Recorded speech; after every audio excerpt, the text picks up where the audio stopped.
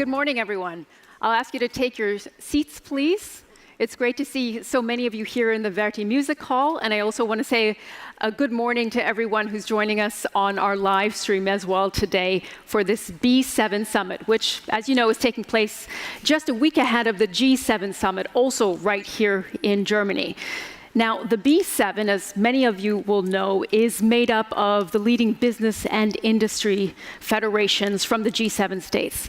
And this summit today couldn't come at a more important time.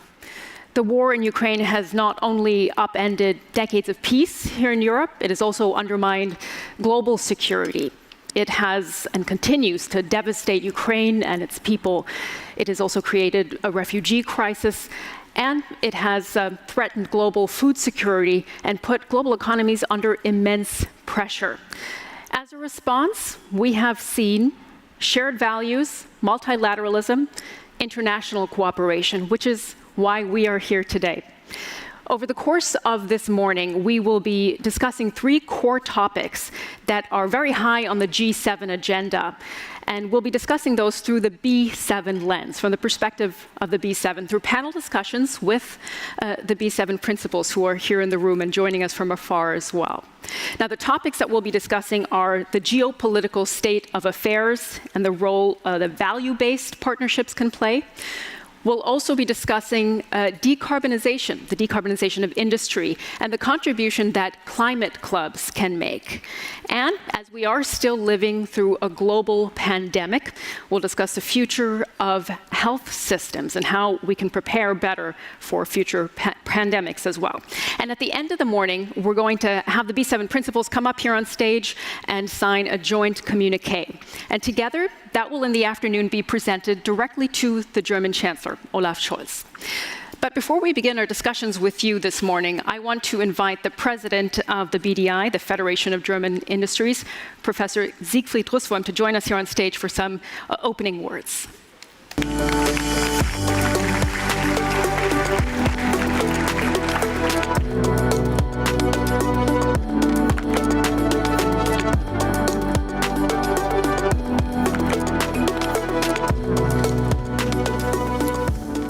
Welcome to the B7 Summit.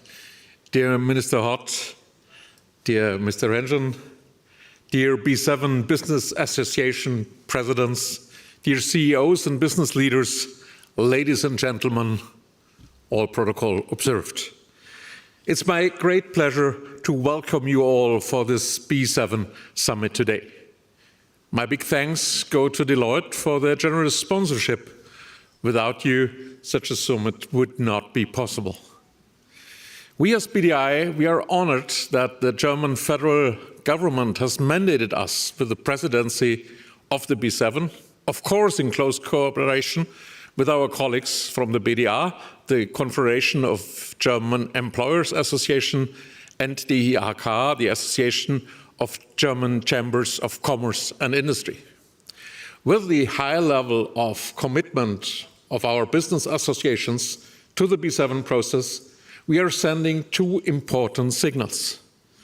First, we want to show the high value that we all attach to the rules-based order, which finds itself under massive pressure. Our business community is strongly affected by disruptions. We only have a perspective for prosperity, security, and sustainability through international cooperation. We want to assume this global responsibility together. I would therefore like to thank our international partner associations for their intensive cooperation. We are united by the aspiration to shape the world together. In 6 individual working groups, the B7 Circle has developed concrete policy recommendations for the G7. We have the chance today to discuss excerpts of these topics in 3 different panels, as Sumi just mentioned. Secondly, we want to show the G7 governments that we, the B7, want to work closely together to make globalization a success for the future. Ladies and gentlemen, progress for a fairer world is the motto of the German G7 presidency. Yes, progress is necessary on many levels.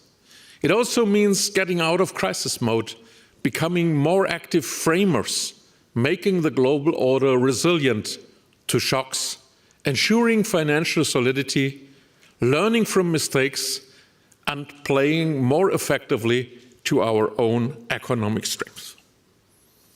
The world's open market economies are navigating stormy waters. Free, rules-based global trade has not necessarily produced rapid convergence of social and political systems. For their part, autocrats are using the global value networks for geopolitical goals, and their self-governance has grown to utilize economic dependencies as political pressure.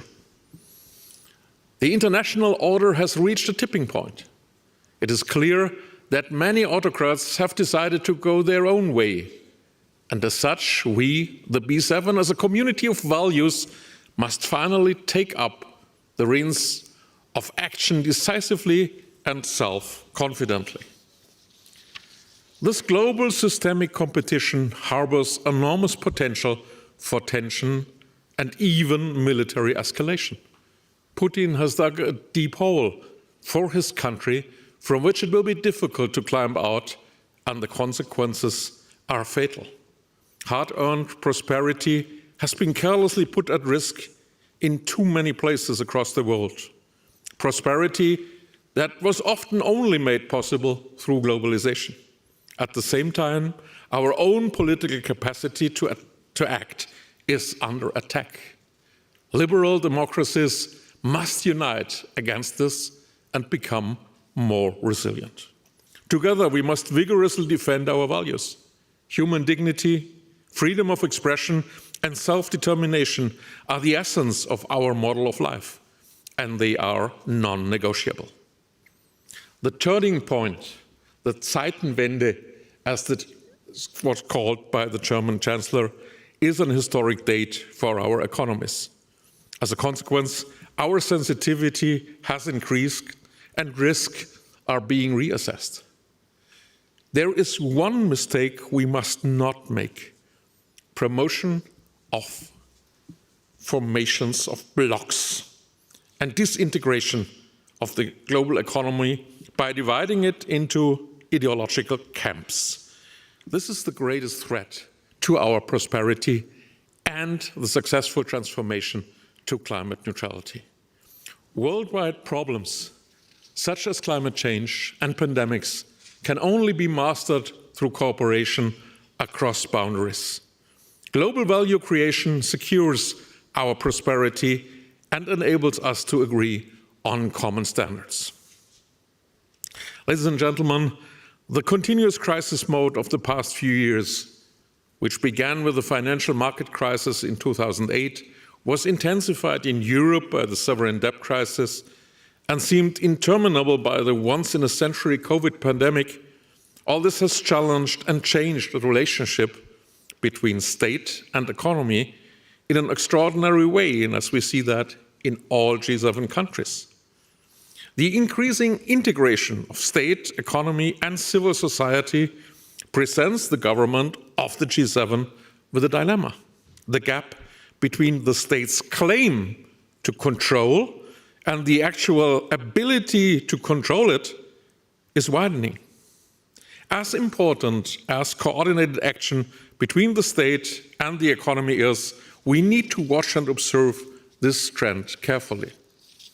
This applies in particular to the right path in international competition. Isolation and protectionism are expressions of political nostalgia. Only those who face up to competition can win it. Only those who are ruthlessly aware of their own actual impact can recognize opportunities and risks. The G7, which today still accounts for about 45% of global GDP, by the way, compared to the former share of 2/3 in 2006, must offer the world a model of progress and prosperity that is more attractive than the autocratic order. The states beyond G7 make up almost 90% of the world's population. So what's the consequence? We must pursue responsible, strategically oriented cooperation, and we should not rule out cooperation with autocratic systems. Global competitiveness and the opening of markets remain crucial in order to expand our ability to make an impact to the world and make global contributions to global challenges. The geopolitical turning point with the beginning of the war in Ukraine and the experience with the pandemic nurture the idea of deglobalization.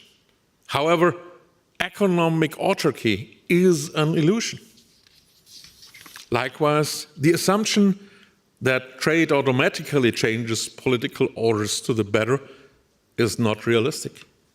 If we get this right together and convince more and more partners in the world to trade and collaborate with us, we can achieve prosperity for all partners involved through globalization. This indeed requires a coordinated political agenda, coordinated within the G7 and with the business community of the B7. In my view, 5 points are key. First, we have learned that concentrating strategically important supply networks in just one country leads to risks. We need more strategic sovereignty and inviolability in strategic fields in order to avoid being exploitable and dependent. For example, it was not so much the purchase of gas from Russia that was a mistake for Central Europe, but rather the lack of alternatives and partnerships, both technologically and geographically. Instead of mere bilateral relations leading to different camps and silos, what is needed is a firm political commitment to international cooperation and globalization. This must be about diversification rather than decoupling. The problem was and is not globalization, but rather concentration of risks. Now it's about managing these risks, which means resilience, at least with the same weight in our considerations as efficiency. Our markets must remain fundamentally open and must be able to attract investors worldwide. Again, a decoupling, a disintegration into regional economic blocs would be fatal, and we should not bring this about through our actions. Second, advancing key technologies. We can only survive in this global competition if we safeguard our technical sovereignty. That is the key to our ability to shape the world. Key technologies such as artificial intelligence and semiconductors are fundamental to create the twin transformation that leads to more global competitiveness. Semiconductor technologies in particular depend on globally functioning value-adding networks. In multilateral partnerships with common standards, interdependencies lead to more reliability and lead to risk control. The B7 therefore supports the G7 countries in establishing international cooperation for raw materials, semiconductors, and industrial cloud technology. Crisis resilience and global networking, ladies and gentlemen, are two sides of the same coin. Third aspect, strengthen knowledge exchange and innovation. We can only achieve this technological leadership if we maximize our innovative strength as open market economies and revive cross-border entrepreneurial creativity and risk-taking. However, we only create knowledge exchange and incentives for innovation if intellectual property is protected.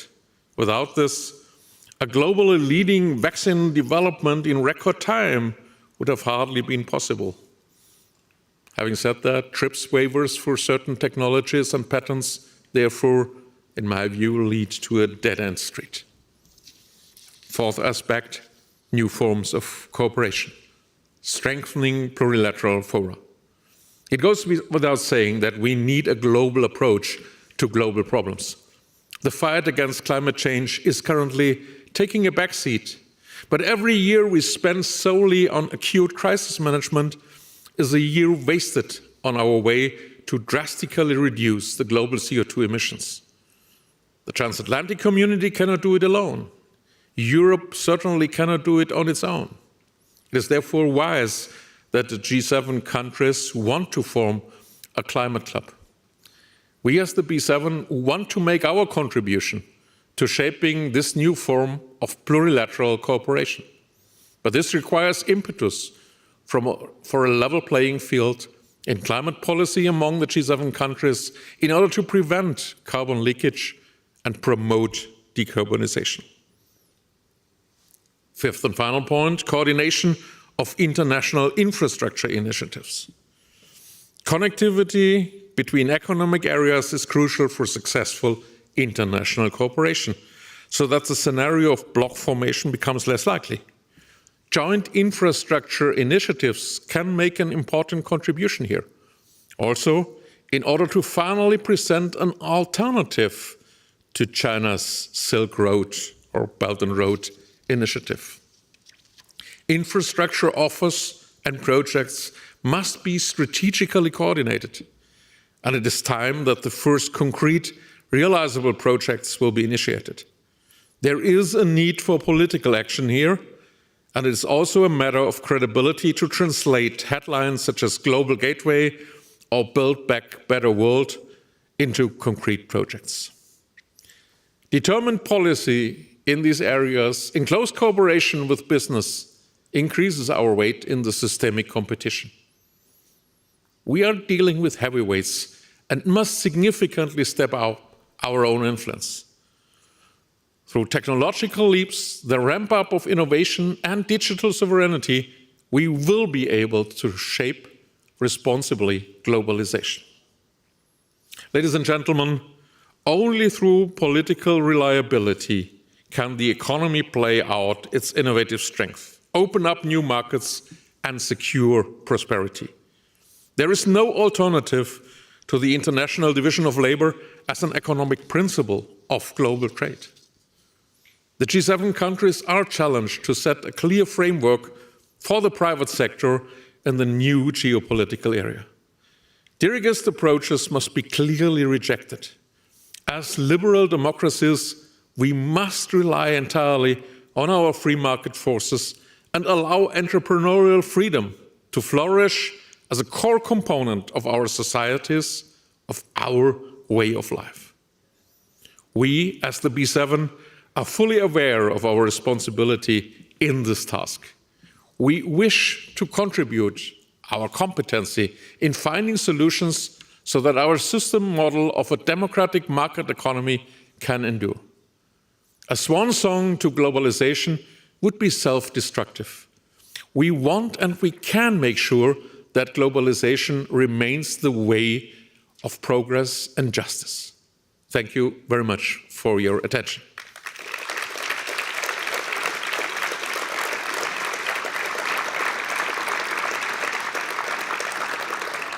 And with that, I want to hand over to Punit Ranjan, the global CEO of Deloitte. Again, Deloitte is much more than a sponsor for the BDI for events like these. It is a true global partner. The more I appreciate, Mr. Ranjan, that you have taken the time to talk to us. I know you would have loved to be here. The boundary conditions did not allow that. So thank you for having you with us, at least in this virtual format. The floor is yours.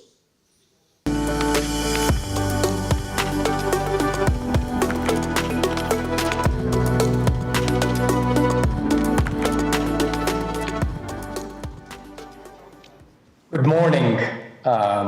It was great to listen to you, and it is my great pleasure to speak with you today. Thank you for having me. I'm recovering from a bad case of COVID, and I apologize for not being with you in Berlin, though I appreciate the opportunity to speak with you over Zoom. Again, my apologies. What I'm going to take the next 10 minutes to talk about is the inextricable link between society and business.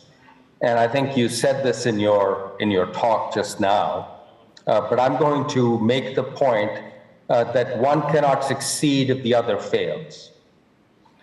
It's abundantly clear that leaders across government, business, and society can accomplish big things together.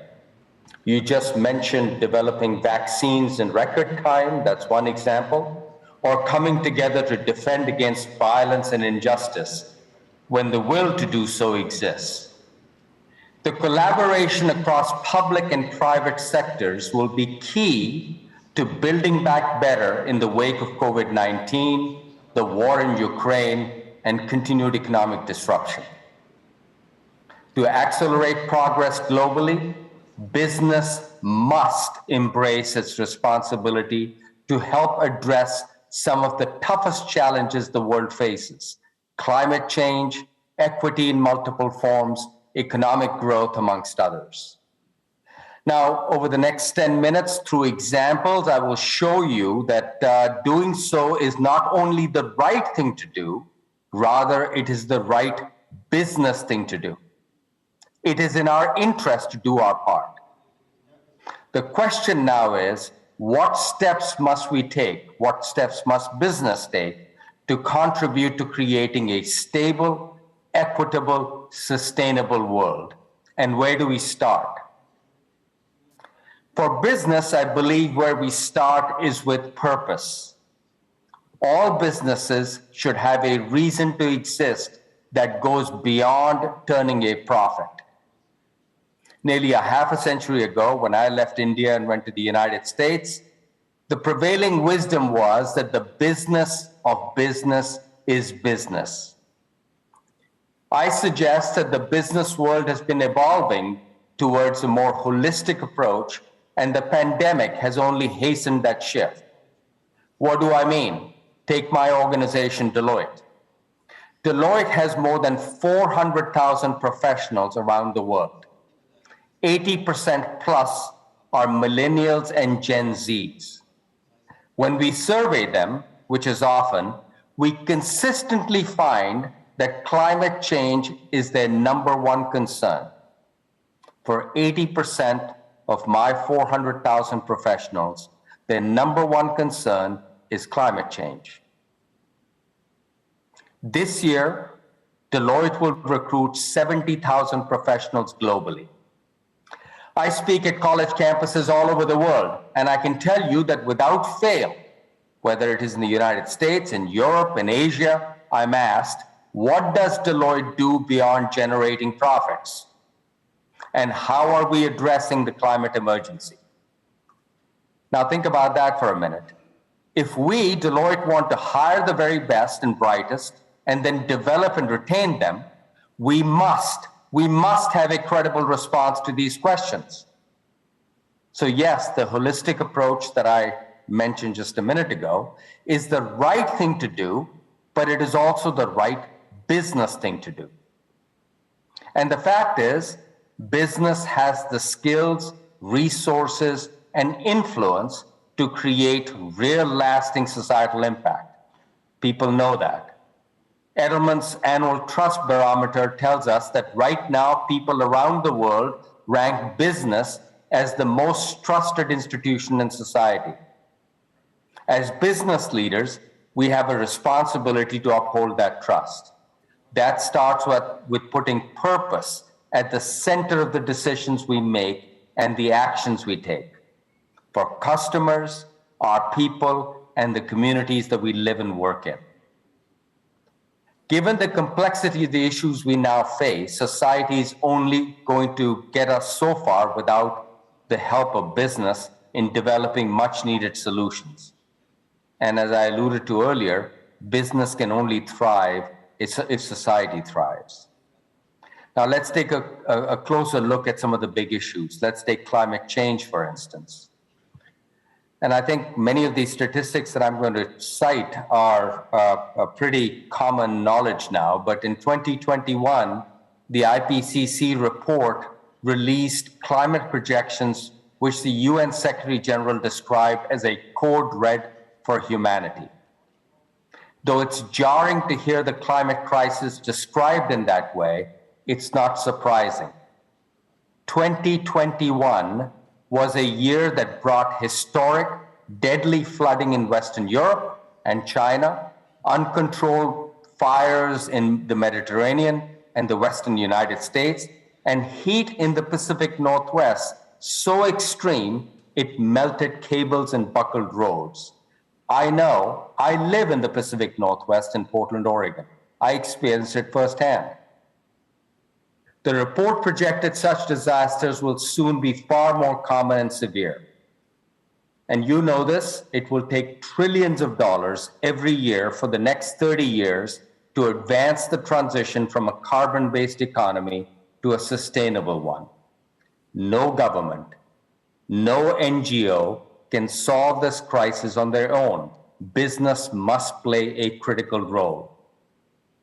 We can lead the way by developing climate-friendly products and services, requiring suppliers to meet specific sustainability criteria, and ensuring facilities and operations are more resistant to climate impacts. This is an important area of focus for Deloitte. Even during the pandemic, when many businesses were scaling back, we remained steadfast in our commitment to address big societal issues.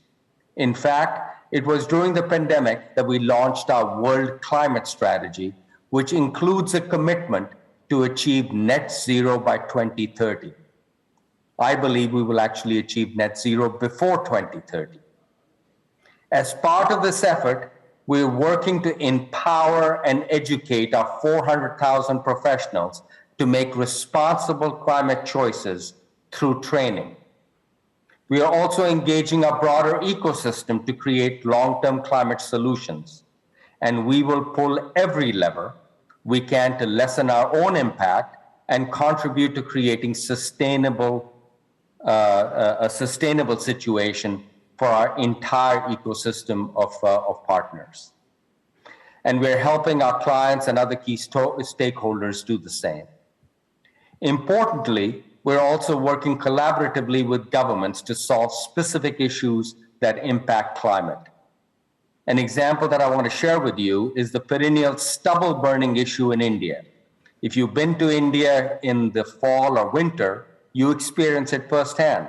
Every year, northern India is plagued by plumes of smoke as a result of stubble burning, which is when farmers torch their fields at the end of the harvest. In addition to contributing to emissions, stubble burning has created a massive, massive public health crisis, polluting swaths of northern India and endangering the health of hundreds of millions of people. To address this issue, Deloitte is undertaking an effort with the government to reduce the number of stubble burning incidents. The focus is to build an ecosystem of corporate crop residue management solutions that incentivize farmers to limit burning, develop the infrastructure to enable farmers, including, for instance, equipment and storage space, and implement stubble management technology platform. It's a very tangible example of how business can act now at the community level to move the needle on the climate crisis. The ancillary benefit for Deloitte, remember I said it's the right thing to do and also the right business thing to do. The ancillary benefit for Deloitte is engagement where it matters with key policymakers and deep, deep appreciation from our people in India, 90,000 of whom call India home. Let's take globalization. It was mentioned by, in the previous talk. We're increasingly hearing talk of a reversal in the decades-long trend towards globalization. Billions of people have been lifted out of poverty because of globalization, but it has not worked equally well for everyone everywhere. And there is no longer consensus that the path of globalization followed in the last 25 years, with its positive benefits, represents the best way forward. Profound inequities persist both across and within countries. And amid the pandemic, global migration emergencies and climate change, the gap is only widening. As business leaders, we have a responsibility and a vested interest in addressing the structural flaws and biases perpetuating these disparities. We must ask ourselves not only what we are doing to generate equitable outcomes, but what more we can do.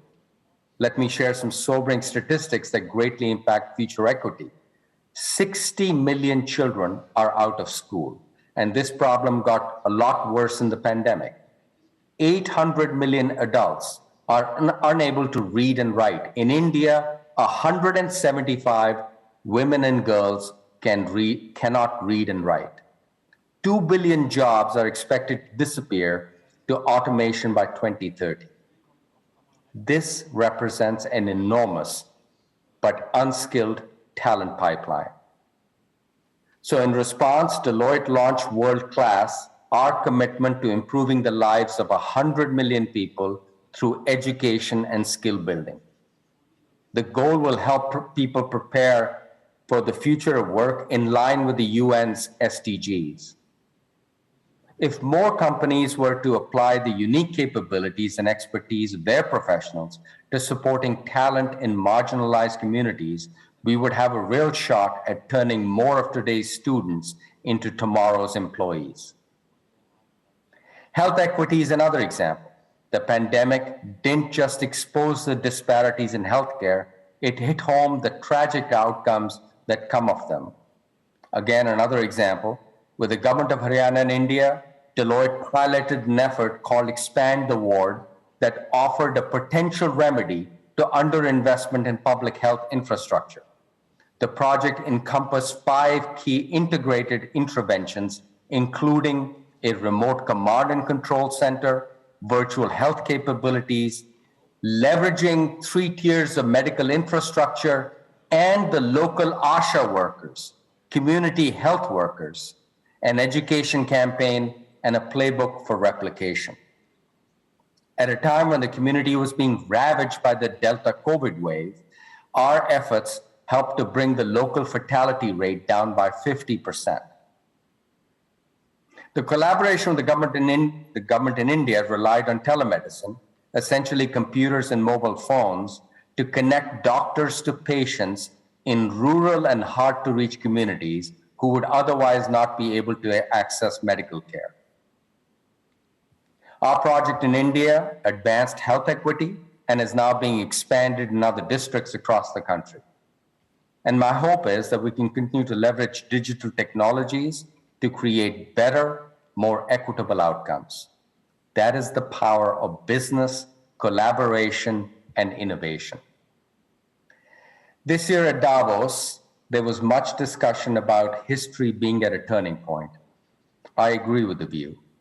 And I see it as a call to action for governments, public policy makers like individuals represented in this room, NGOs, and particularly business leaders.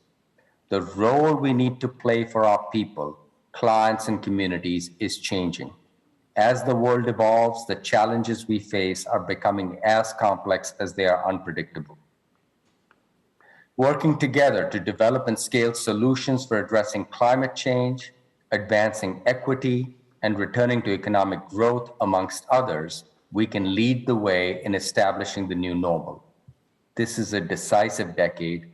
If we don't act now, it would be an even greater tragedy than these crises themselves. My hope is that the ideas brought forth during this summit will help to ignite productive and impactful discussions, and that we will take the steps, critical steps, together to address these collective challenges.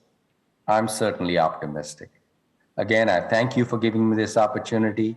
I apologize that I couldn't be there in person, but COVID has very unique plans and certainly upended my trip.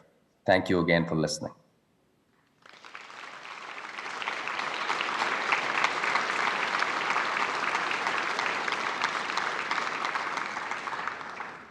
Thank you, Mr. Ranjan. We wish you a speedy recovery, of course.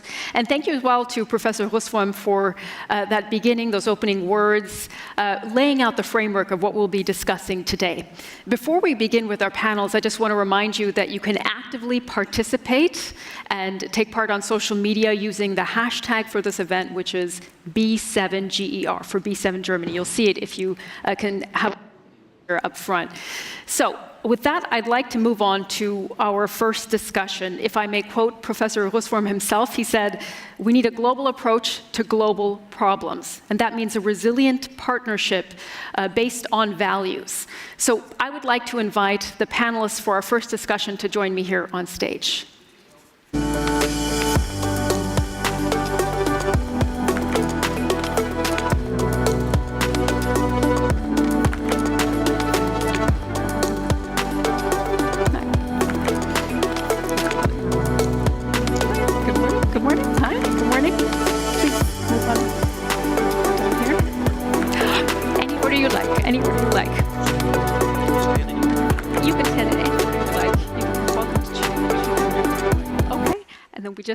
Perhaps, Mr. Beatty, we can just ask you to take. Okay. So as I mentioned, we're going to be discussing in this panel the geopolitical state of affairs. And I will deliver a brief introduction here of our guests. So you know who we were discussing with. Dominik Mütter is the Security Policy Director at the German Federal Foreign Office. We also have Ms. Barbara Beltrame with us. She is the Vice President for International Affairs of Confindustria. We have Mr. Geoffroy Roux de Bézu, the President of MEDEF International. Ichiro Hara is with us as well, the Managing Director of Kidanren. And of course, Perrin Beatty, who I just mentioned, is the President and Chief Executive Officer of the Canadian Chamber of Commerce. Good morning to you. Welcome, everyone. I'd like to start with you, Mr. Beatty, for the first question. In the war in Ukraine that we have been discussing is not so far from the stage that we're standing on here in Berlin. What is the perspective in Canada? What role does the war play there? Let me give a bit of perspective on that. I think, as many of you know, I'm a former defense minister and foreign minister in Canada. During the time that I was there, it was the time of Glasnost, of the wall coming down here in Berlin, and of the dissolution of the Warsaw Pact. We saw literally hundreds of millions of people moving from dictatorship to freedom. And there was an optimism that developed in the world, and a belief that internationalism and that democracy were on the march and could never be turned back. What we've learned over the course of the intervening years, and particularly this year, is that nothing can be taken for granted. That democracy and freedom are not, it's not a mortgage that you pay off once and for all, but it's something that, it's like a garden that you have to tend on a continuing basis. In Canada, because of our geography, we have believed that we lived in a fireproof house. Because of our success in living in peace and democracy, it was like being born, for people in my generation, being born in an orchard, where you hold out your hand and an apple falls into it. And you assume that that's your birthright. It will always be that way. What has happened in Ukraine demonstrates to us the fragility of freedom. It demonstrates to us the importance of our being willing to invest, both in terms of the politics and in terms of the security, to ensure that freedom exists. And it underlines to us that the industrialized democracies who have a common interest and whose citizens are united by common values have to work together. One final comment I would make on it as well is that it's not just the external threat that we face as Western democracies, as industrialized democracies, it is also internal in many of our countries as well. And we have to be on our guard to ensure that these values are protected. So we need to do it together. None of us is strong enough to do it by ourselves. Thank you for that answer. The realization of that fragility, perhaps, certainly we can allow applause for that. Mr. Roux de Bézu, if I could follow up on that, the realization of that fragility has led the German Chancellor here, Olaf Scholz, as we heard Professor Rusform say, declared that this is a Zeitenwende. So basically, this is a sea change, a turning point for Germany, but also for the entirety of the European Union.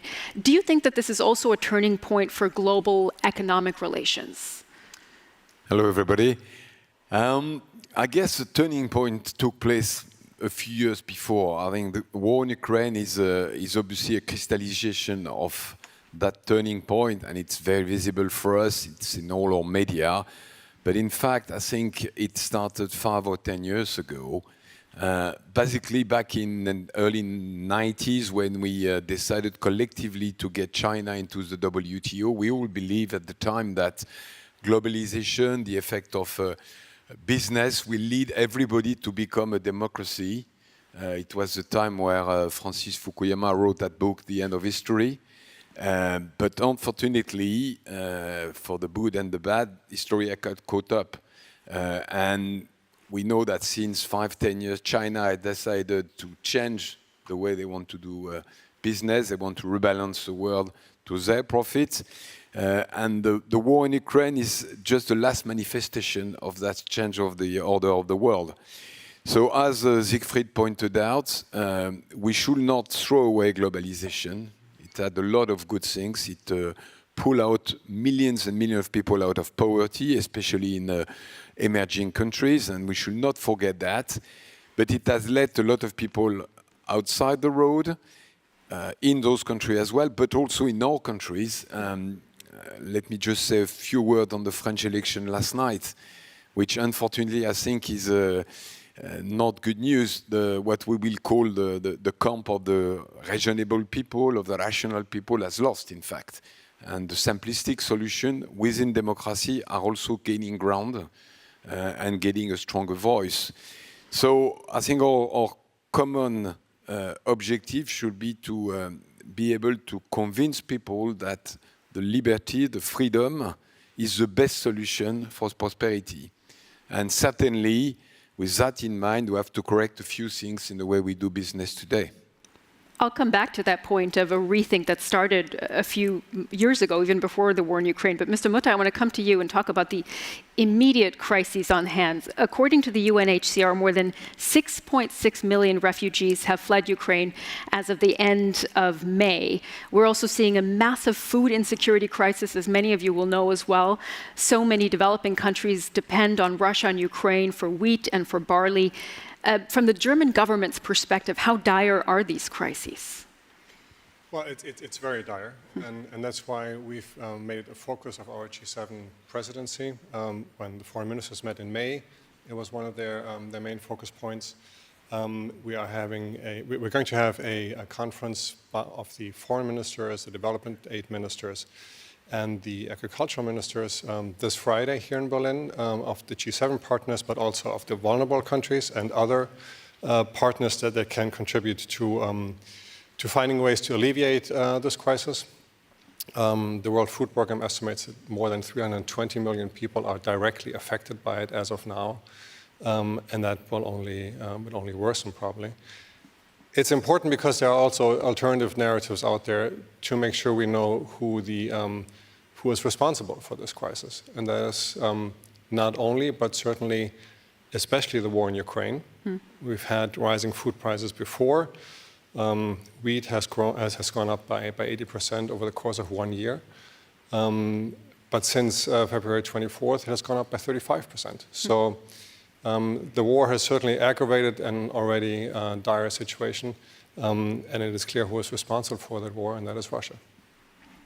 That is certainly the case. And Ms. Beltrame, if I can come to you, I want to ask you about the fact that the 12th Ministerial Conference concluded with multilateral outcomes in e-commerce, trade, health, fisheries subsidies. But there is still a long way to go, and I can see from the look on your face that you would agree, seem to agree with that. What does the war in Ukraine mean for the rules-based order?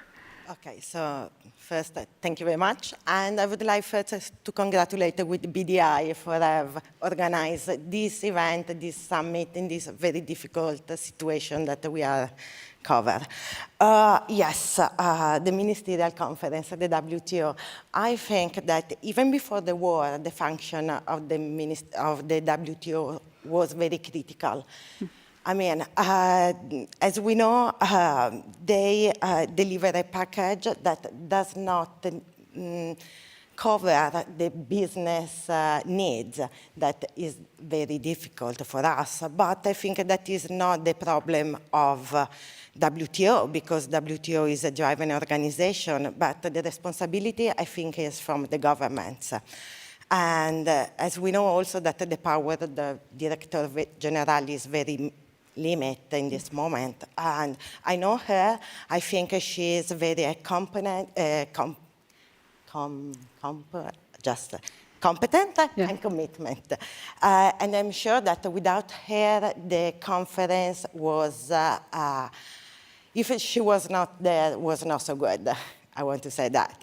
But all in all, there are a very encouraging signal, but a lot remains to be done. And I think that business need more than this to navigate the global market. So we believe that trade and investment are powerful drivers of growth, inclusion, and sustainable development, of course. However, also, we think that we know that there are some benefits only if an efficient rule-based and multilateral government is in place. But now the time is very ticking, so we need to move as fast. Trade and investment are more and more used as a battlefield, and the WTO now is still seeking its way out from a long, long crisis. Just one thing, I hope that the G7 will build strong consequences, a strong consensus on the reform plan, and we reach out to the most influenced member of the G20 in view of the 2023 Ministerial Conference. Thank you for that answer. Mr. Hara, I'd like to come to you now. We've talked about the rules-based order. We've talked about the food insecurity crisis, also refugee crisis. I'd like to get your perspective on how this is all viewed in Japan, because there's been something of a Zeitenwende there as well with the shipment of heavy arms to Ukraine in this conflict. So what is your perspective on the conflict there in Japan? Thank you. The war in Ukraine could be a turning point for Japan as well. Heaven helps those who helps themselves. That is one of the lessons we are learning from the Ukraine. And taking this opportunity, as only a panelist from Asia, I'd like to draw your attention to the military balance in East Asia.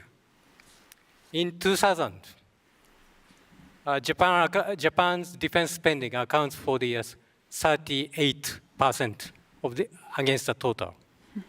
And China, 36%, and Taiwan, 15%, and Korea, 11%. After 20 years, the picture is totally different. Now, in 2020, China accounts for 65%, Japan, only 70%, and Korea, 13%, Taiwan, 5%. So as Japan has maintained its defense spending at a level of 1% of GDP, a Chinese military capability becomes more than 4 times as big as Japan's. I'll stop here. Well, maybe I can just follow up on that question then, because the numbers that you mentioned are important, and the Japanese Prime Minister Fumio Kishida, has warned that this war could be replicated in East Asia, saying Ukraine may be East Asia tomorrow. How deeply, Mr. Hara, is that threat perceived in Japan? Thank you for the follow-up question. In April this year, one of the ruling parties in Japan, Liberal Democratic Party, came up with recommendation to the government that Japan's defense spending should be increased to the equivalent of 2% within 5 years. According to the questionnaire survey conducted by the Japan Economic Journal in May, more than half of the respondents support the increase of defense spending. This is a significant change compared with the past. The target figure is also included in the ruling Liberal Democratic Party's manifesto for the upper house election to be held on July 10th. So soon we will see the choice made by the people, Japanese people. That's an interesting point. Of course, the support for more defense spending might tell us a lot about how people feel about that perceived threat. That's something we've seen here in Germany as well. Mr. Bidi, if I can come back to you for this question on the rapid growth that we've seen from China and the dominance we've seen from China in the global economy in the past few years, and of course over the past decade in particular. But we heard from Mr. Rusvam that decoupling is not the way forward. How do you see these discussions about dependency and decoupling? How realistic are these discussions? think it was covered very well in the opening address. We can't disengage. We have to continue to work with one another. But I don't think we should be naive about what we're dealing with, any more with China than we were in the case of Russia. Many of us in this room made the argument in favor of China being admitted to the WTO on the grounds that bringing them into the international family would cause them to comply with the international way of doing things and with the rule of law. And we believed that through engagement, through commerce, and through diplomatic and other interactions, that China would inevitably morph into something that was more democratic as well, that somehow they would become us. We have to accept that there are many people in the world who want what we have, but who don't want to be us. And as a consequence, then, I think we need to recognize that we are engaged in a competition with China, which is deep-seated and long-standing, which is not going to be over anytime soon, and that will require a persistence and a clear vision on the part of the industrialized democracies again, just as I was saying earlier with regard to Russia. The temptation is there post-COVID, post all of the problems that we have had with supply chains, post the experience that we had in Canada with China engaging in hostage diplomacy, seizing 2 Canadians and holding them hostage. The temptation is to disengage, to pull back, and in many instances to attempt to onshore production and do everything at home. This would be very foolish. You cannot do that. And as was pointed out in the opening address, the issue when it comes to business is ensuring security of supply. It's security, not nationalizing everything. And it is critical for us to ensure security of supply at the lowest possible price. We would simply price our businesses out of business. We would be uncompetitive if we attempted to do everything at home. So again, the West needs to have an engaging China, needs to have a coherent, not just the West, the industrialized democracies need to have a coherent plan that we don't have today. We should not be doing it on the basis of one-offs, because none of us is strong enough or big enough to do that. And we need to develop that strategy now, and we have to demonstrate that democracies have the strength of will to be able to continue a struggle over the course of decades or perhaps even lifetimes because of the values that we believe in. We can do that without turning the Chinese into enemies. The final comment I would make is that often people say to me, well, what will happen if China succeeds? The question I put to them is, what would happen if China failed? If China descended into civil war? Would we be better off as a result? No. So we need to engage, but we need to do so with clear eyes and with a clear strategy. Mr. Mutta, if I can directly follow up on that with you, because the policy that Mr. Bidi was just describing there is one that has been practiced by the German government for some time. This concept that you can change democratic values or export them through business, through commerce, through partnerships. Is that a model that you think has failed? Well, I mean, maybe it's always been a bit optimistic, this model. And maybe it's been more driven by how nice it sounds in German. Really actual evidence for it. I mean, it's worth remembering that the first phase of globalization was the one leading up to World War I, where the world was as integrated as it hadn't been before, and yet we had this catastrophic war. So it would be naive to say that as long as we're all trading nicely together, everything is going to be fine. But the alternative cannot be to withdraw behind our own borders, and as has been pointed out very eloquently and also by Professor Rosworm, that would be against our own interests and against our security interests as well. If a country closes itself off, it will fall behind. So the alternative must be to stay committed to open markets, while at the same time diversifying, creating better resilience within our countries, and enhancing ties with liberal democracies that also share our values, and where we then can reap even more benefits through free trade. Okay, well, there's certainly consensus on this stage on that point. Mr. Ludwig, if I can come back to you now and talk about the role that industry can play in all of this. Germany's G7 presidency program professes, and I'll quote, a resolute commitment to open societies and human rights, as well as the defense of liberal democracies that forms the base of our actions. What role does and can the private sector play in that? When I was a student, long time ago, in the 20th century, there was a book that was read by a lot of students called Capitalism and Democracy by Milton Friedman. And basically the thesis of that book is that both goes together, the freedom of entrepreneurship and the freedom of politics have to go together. The more freedom you give to the people, the more entrepreneurship there is, the more prosperity there is for everybody. And I think we have to go back to that. I think we are in a competition between models. We have the democracy, the Western democracy, which have a model, and then the rest of the world seems to have another model.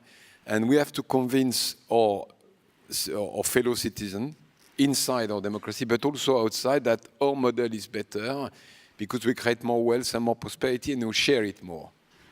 So that starts in our own country, and every one of us has to be as entrepreneur as possible to make sure that we create more wealth for our citizens, all our citizens. And the question of inclusion, the question of sharing the profit is clearly a question for us.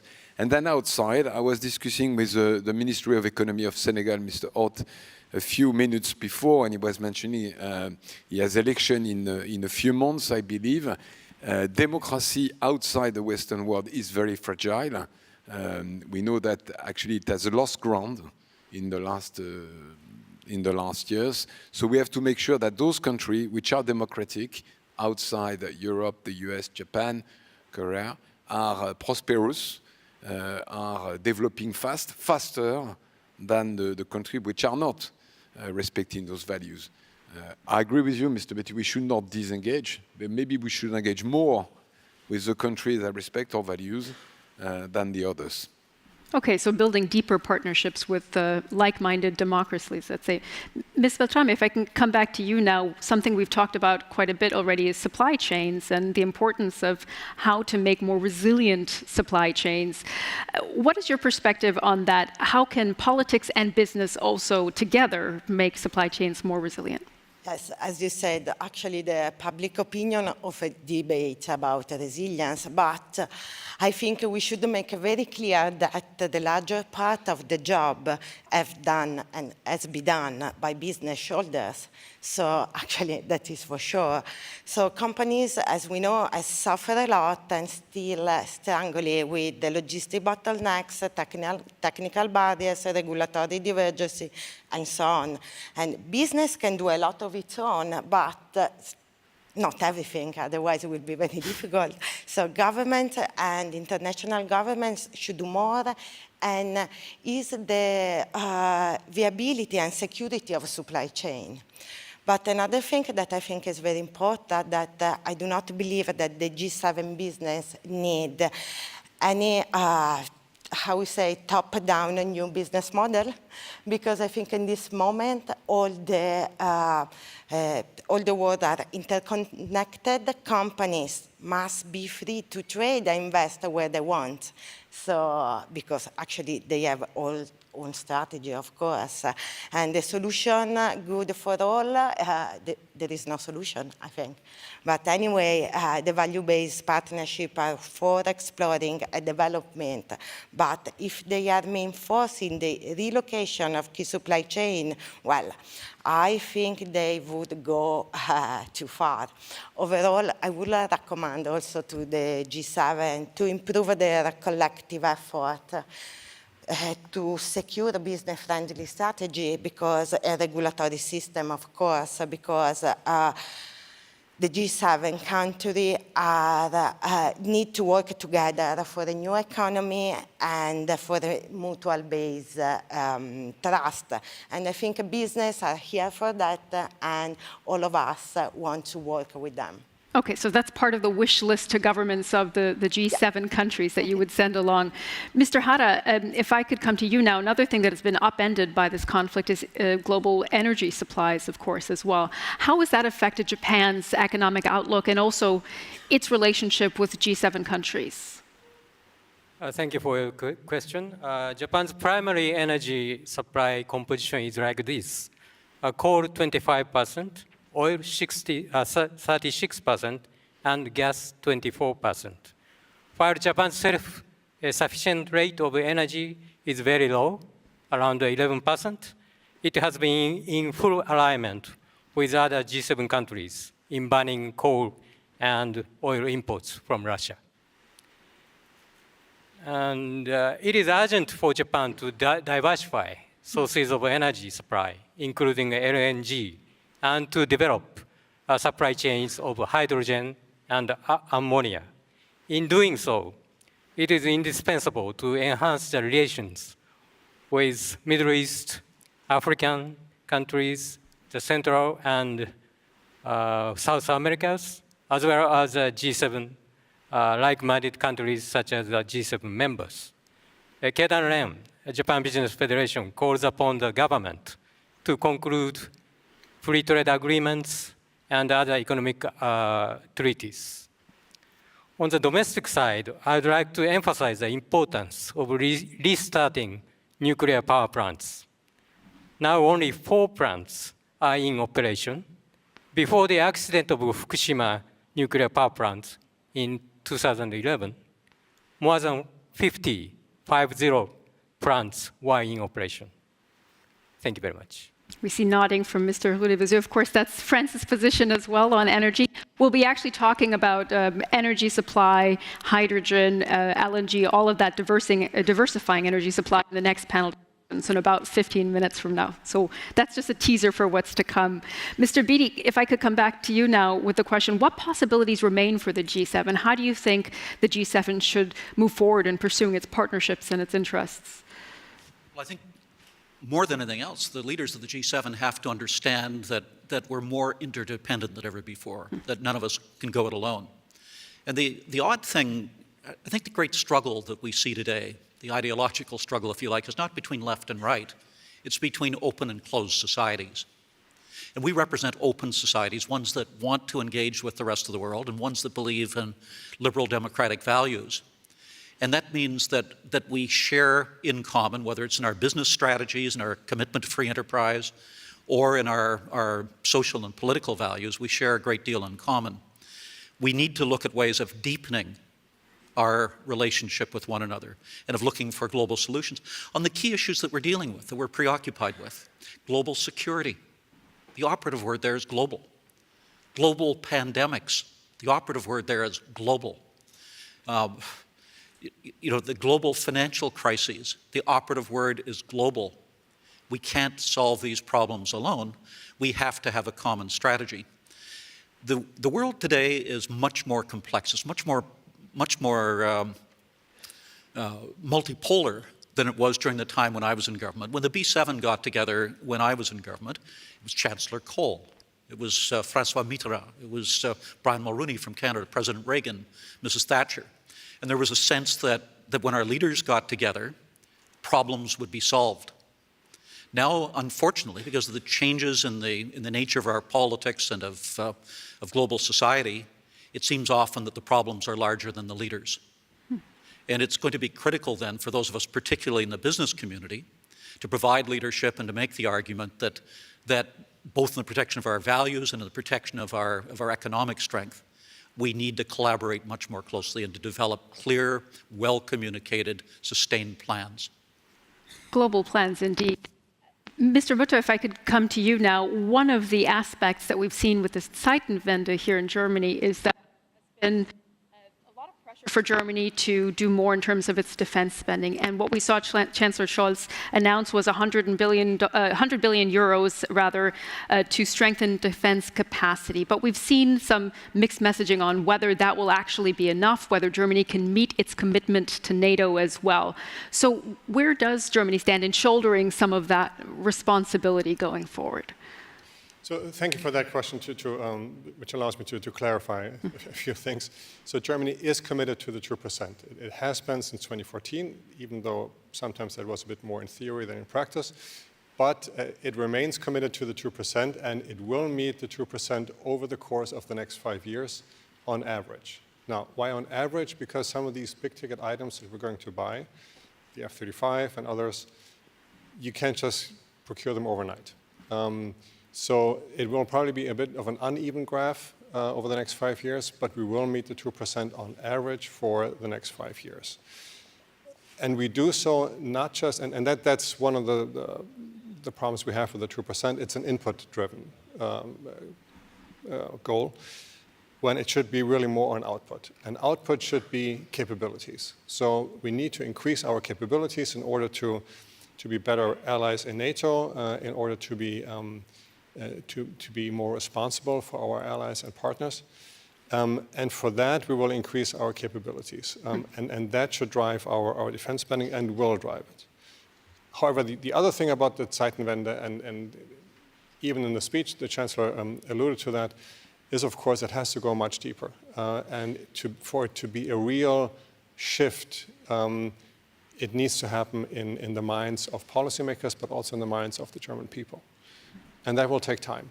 And so that's why Germany, for the first time, is drafting a national security strategy, which will lay out our national security strategy and engage with the population on it in order to help make that shift in the minds of people also happen.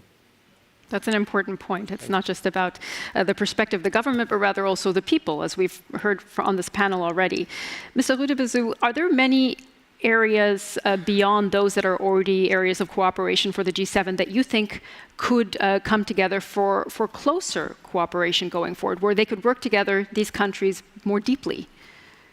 Certainly. Before I answer your question, just make a small comment on the previous speaker. The French are very happy to see the German spending more on their defense, because we've been spending for years 2% of our GDP, a little bit alone in Europe. So we're very pleased, but we hope that this will be done through cooperation, industrial cooperation through Europe.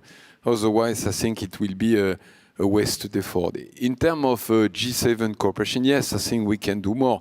Certainly, we should include other countries in terms of cooperation. I think I mentioned Senegal earlier, because we, the 7 countries, share values, but I'm sure there are other countries in the world who share those values, which will be helped, supported, included in our cooperation. And the obvious cooperation is on 2 subjects. I think energy, that was mentioned by my Japanese neighbor, and also I believe health, which has become a major problem, and we should cooperate probably more than we've done in the past year on those subjects. There will be more pandemics in the coming years. We all know that. So yes, closer cooperation in G7 is needed. And Ms. Beltrame, you said just a little while ago, we don't need a top-down business model. Does the G7 need a new business model? If so, what should that look like? Actually, I think that our business need to do what the strategy business do it. So if we do a new model, I think it's enough for what we have, actually, because our business are very good in what they're doing. So why changing the new model? I mean, there is no answer at that, and I think it's okay like this, we think. So the business model is okay as it is. Okay, don't touch it is the message from the B7 principles here.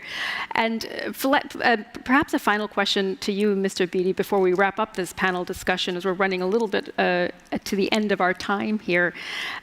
Do you think that these crises that the world is facing at the moment, but particularly the G7 is facing at the moment, that it can strengthen this cooperation and this collection of countries?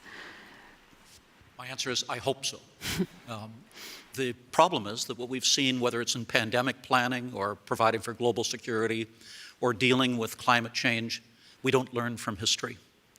And my hope is that we'll look at the circumstances in which we find ourselves today and recognize that none of us is strong enough to go it alone, that we're all stronger by coming together.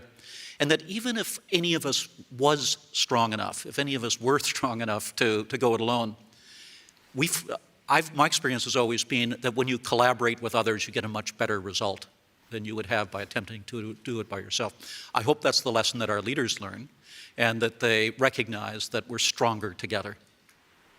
I think that's a very fitting message to end this panel discussion on. I hope you agree. Thank you very much for that interesting discussion, and you are welcome to take your seats again. Thank you.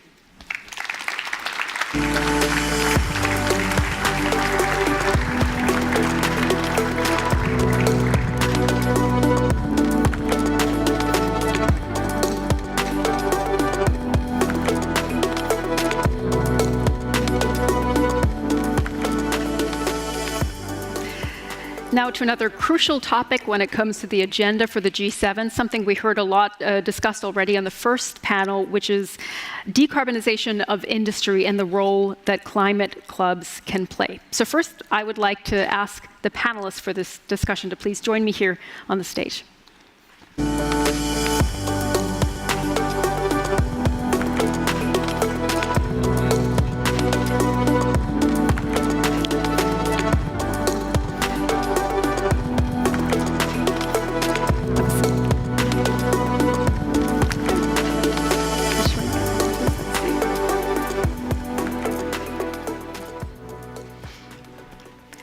Okay, and we also do have a panelist. Is Mr. Adrian also here in the room? Yes, you may join us as well. We were just missing you. Please take a seat. Okay. I will introduce here our panelists. As I said, Peter Adrian is the president of the Association of German Chambers of Industry and Commerce. On the screen here, you can see in the middle, joining us virtually is Markus Groms. He's a member of the management board and chief human resources officer of ThyssenKrupp Steel Europe. Mr. Groms, great to see you, and we welcome you here from the stage in Berlin. We also have Birgit Schwenk, who's the head of climate protection at the Federal Ministry for Economic Affairs and Climate Action here in Germany. And last but not least, Suzanne Clark is the president and CEO of the US Chamber of Commerce. Welcome to all of you. Great to have you with me here on the stage for this discussion. Mr. Adrian, I wanted to start with you because the decarbonization of industry, this is a huge topic that is featured both in the B7 recommendation paper and in the G7 climate and energy communique. You have looked at both. What is your takeaway on the final outcome? Are there shortcomings that you see there? Yeah, a good question. I think decarbonization of the industrial sector is addressed in B7 papers and also in the G7 climate and energy communique. And I think it's a good paper from the B7. And for our economy, climate neutrality is an important goal for all German companies as well as for the whole German society. So the B7 paper sets the right priorities for achieving good progress. With the use of renewable energy, we will start the process to get independent from fossil energy market. And you know, especially the German economy has not enough fossil energy, and we have to import a lot of energy. So it's also a good situation to start with the new renewable energy and get more independent from the fossil market. But the necessary transformation process, we have to overcome some high risks. These risks have to be addressed and managed. The main task is for us to reach the goal of climate neutrality together with the companies and not losing the companies, especially here in Germany. For me, the first risk is, especially here in Germany, the huge time pressure. In Germany, this is especially true because we are more ambitious than other European countries. And on the other side, especially also in Germany, bureaucracy and difficult and lengthy proceeding are obstructions for a rapid transformation process. In addition to governmental support and public investment, we need leeway for private investments. What is possible for LNG terminals must also be possible for other infrastructure investments and also for renewable energy systems in our enterprises.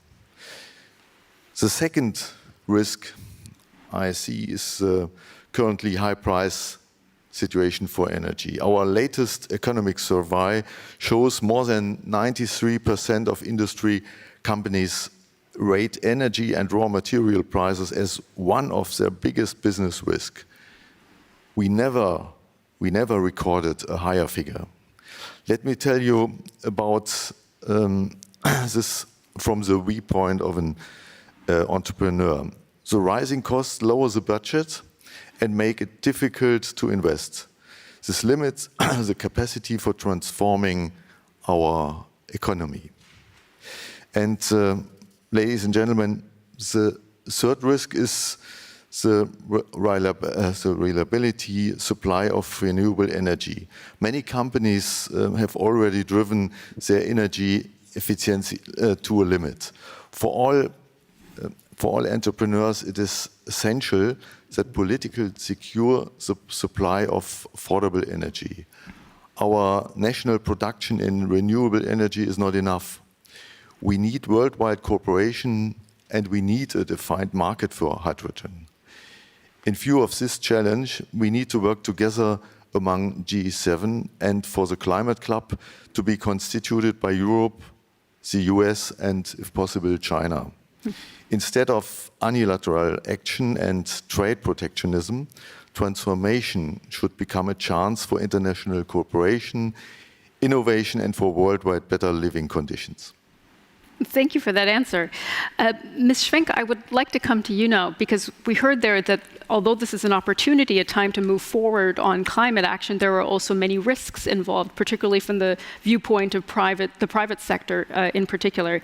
And the Climate and Economics Minister, Robert Habeck, here in Germany, who many of you are familiar with, said the following: the G7 is staying the course and sending out a powerful signal for increased climate protection, and huge steps forward were made in that direction. Was the German government, despite the war in Ukraine and the way that has moved priorities, has it been able to achieve all the goals that were set prior to this G7 presidency? Thank you so much, first of all, for inviting me. And I have to send the apologies and best regards of my State Secretary, Dr. Patrick Reichen, who was supposed to be here but had to deal with some urgent issues. And there are a lot of urgent issues these days. We have large crises due to the Russian war of aggression, which the German government utterly and in the deepest terms condemns. And this crisis actually exacerbates other crises that we have, and not least, the climate crisis. And I have to say that I've been often asked in the last few months, while I was actually negotiating the communique of the climate and energy ministers as the head of delegation at my level, whether we now step back from our goals in respect of the climate action, and we don't. And this has been the answer in our communique of the climate and energy ministers as well.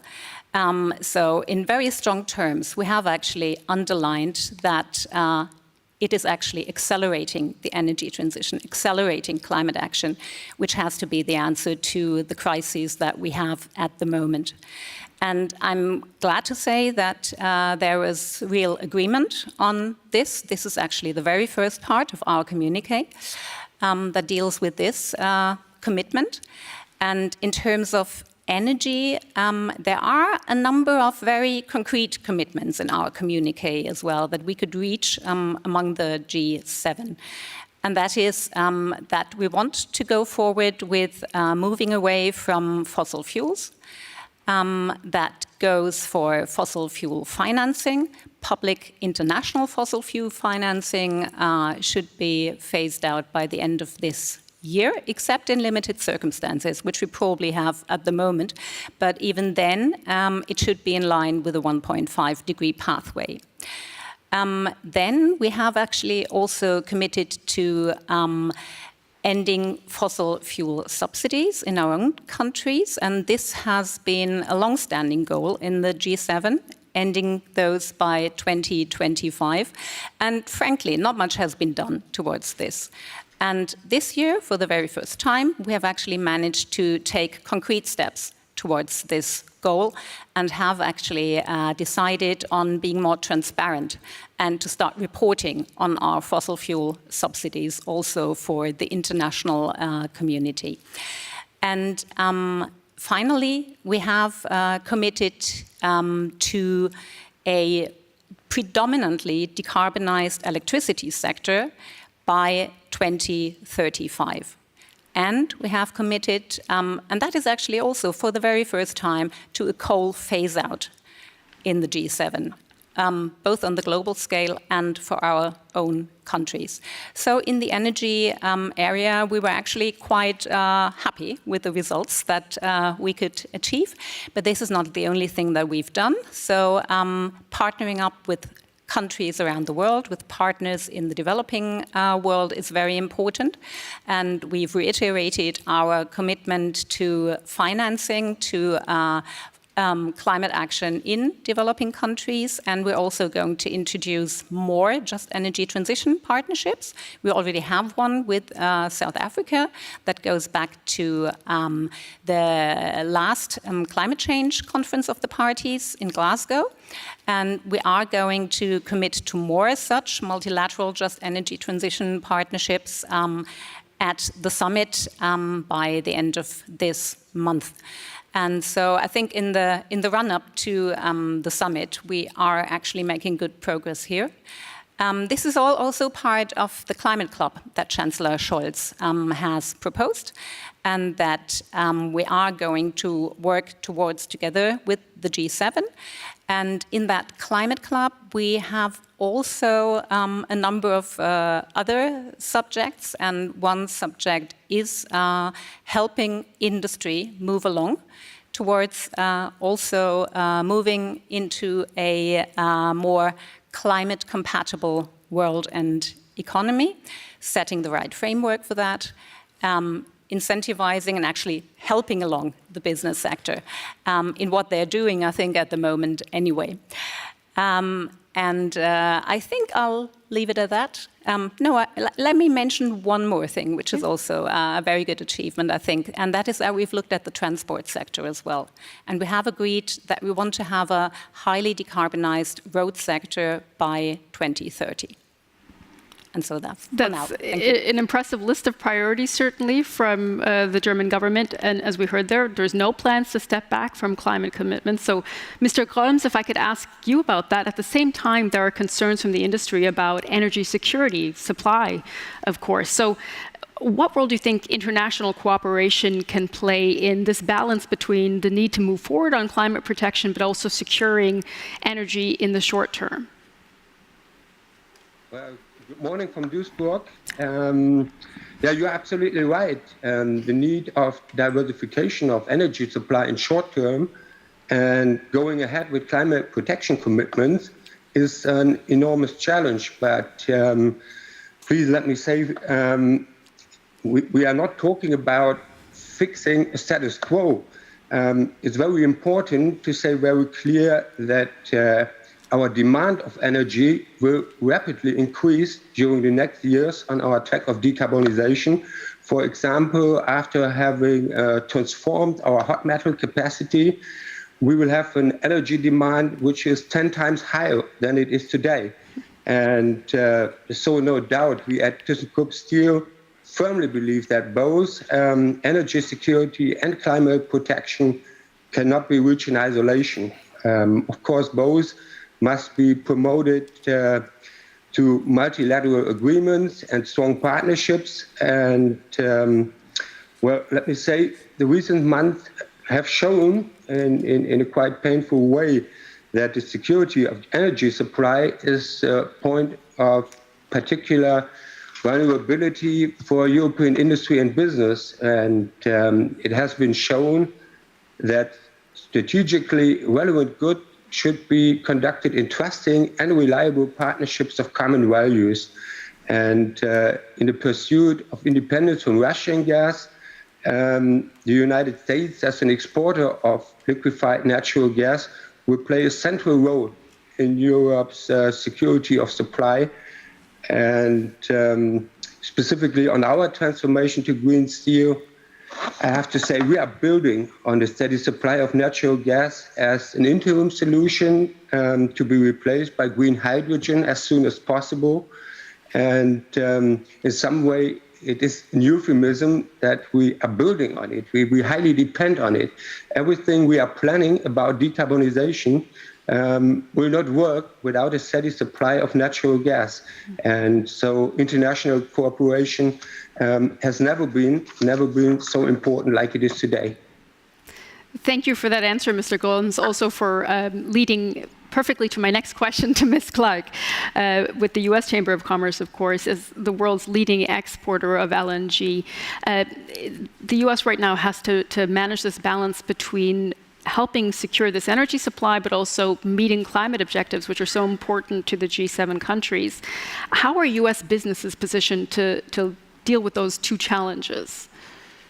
Thank you, and good morning, everyone. I'm delighted to be here at my first B7 in person, and thank you to our hosts for putting all of this together. It's a great question, and I think one of the things we're talking about a lot in the United States is the fact that we have to stop acting like the choice between energy production and climate mitigation is binary. It's not. We can do both, we must do both. In the United States, we have to do it because of soaring energy prices and what's happening for American families and businesses. We have to do it as part of a global security, working with our allies, what it means to our allies in security, and what it means for climate mitigation. If you look at our Department of Energy, they estimate that replacing Russian gas in Europe with US LNG would reduce emissions by 72 million metric tons. That's like taking 15 million cars off the road. It's a remarkable number. We know we have our own work to do at home. We're doing work on reducing upstream emissions, working on methane. We believe technology and innovation is a big part of the solution here. We would like to work more with all of you on electric vehicles, on nuclear. There's a lot more in technology that we could do together. But I want to be really clear from the US Chamber of Commerce perspective, and that is that there is a climate imperative and a security imperative to accelerate the energy transition. Okay, so those certainly are very high on the agenda for US businesses as well. Mr. Adrian, if I'd come back to you now and ask you how you see that very same challenge of balancing climate protection, at the same time diversifying energy supply in the short term and securing energy supply, how can international cooperation, do you think, from your perspective, play a role in this? Yeah, I think the first thing for me is we all need a quick change to climate neutrality, but on this way we have to secure reasonable energy prices, and also we have to secure enough quantity of energy, especially during the transformation process. If you see the international situation, we have the situation that in Europe, we try to get very quickly on this way, and in other countries, you have another situation. So we have maybe we need a cross-border adjustment mechanism. You know the CBAM, but for me, the CBAM, it is a regulation system for the European Commission, but for me, this regulation mechanism is not enough. It is a one-way, and it will create new global trade conflicts. Therefore, I think the right way for the international agreements is a climate club with truly equalized climate costs for business, and it will be absolutely the better solution. And we have to work with this climate club to get it in a function. Okay, and we're going to come back to that topic of a climate club in just a moment. But Ms. Schwenk, if I could ask you about low-carbon hydrogen, because this has been something that's been a big topic for G7 countries when we talk about securing energy supply as well. What is the main contribution of the Hydrogen Action Pact for the market ramp-up of hydrogen? Yes, thank you very much. Let me first underline the dynamics that we have at the moment behind green hydrogen. This is really, I mean, I've been working for the government for more than 20 years now, and I don't think I've ever seen that kind of dynamic development as we have at the moment in the green hydrogen sector. And we are going to need green hydrogen for a number of sectors that are hard to abate, that we can't actually decarbonize by any other means, which is international aviation, international shipping, but also a number of heavy industry process emissions, as in steel or cement. So yes, we did focus a lot on hydrogen in our G7 presidency and are still doing so. In a framework called the Industrial Development Agenda, Industrial Decarbonization Agenda, sorry. We have proposed, and this has been also accepted by the other G7, or supported by the other G7, Green Hydrogen Action Pact. And that Hydrogen Action Pact is going to, well, at first, align a number of initiatives that have been around for a while in the hydrogen sector. Because what is really important, that is at least what I've taken also from a lot of conversations with industry, that we have standardized definitions for instance, green products, green steel, green cement, and this is something that we've been working on intensely. If you look at the G7 communique, I don't know whether you've had a chance to leaf through it, there is actually an annex that is detailing already such kind of definitions. And we've had a lot of help here by the International Energy Agency. The IEA has published a report called the Net Zero Heavy Industries report. And we've had a lot of material here to base our work on. And I hope that with that Hydrogen Action Pact, which we are going to explore further, elaborate further in the coming years, that with this Hydrogen Action Pact, the G7 can really make a contribution to standardizing, to sending the right incentives, to having the right regulatory framework as well, because we have said that we need a policy toolbox as well here for joint action. So I hope that this very dynamic field can still be helped along even further. How quickly do you think that can happen? I'm sorry? How quickly do you think that can happen? In which time frame do you think it can be moved forward in the G7? Well, we have the presidency for another 6 months, so we are going to work on that further. We've had a number of workshops on this, and we are going to start working right away now that we have the commitment by all the G7. And I know that this is also dear to our Japanese friends, and they are going to continue that work next year. Thank you. Thank you. I saw Mr. Kroms nodding during parts of that answer, especially when you were talking, Ms. Schwenk, about the need for standards for green products. So I'll come to you next, Mr. Kroms. We've talked already here on this panel a few times about a climate club. It was mentioned by the German Chancellor Olaf Scholz, but only briefly addressed in the communique on energy and climate. What is your expectation from your perspective on such an alliance? Well, a climate club needs to work towards a level playing field within the participating countries, and from our point of view, eventually lead to a harmonized minimum CO2 price and joint carbon border adjustment mechanism. But we are fully aware that this might be a little bit difficult, and however, a joint CO2 price seems rather difficult to achieve in short time. At present, CO2 pricing systems and climate ambitions, and we know about that, differ considerably between the countries. But there are a lot of topics to discuss. And to get started, the focus of a climate club should be on partnerships, from our point of view, in 3 areas. It's about energy transition. It should be about green hydrogen and the decarbonization of CO2-intensive industries. And one goal could be to bring out roadmaps with clear milestones for the coming 3 to 5 years. And member countries could, and that would be something quite new, mandate net zero emission plans for their CO2 intensive industries. And so a climate club would be maybe in the first place become something different, but it would be a platform to agree on common definitions and standards, and that's very important for us. And it could foster the creation of green lead market, which are very important for us too, because it's completely and very important that we all know what we are talking about and that we find common standards.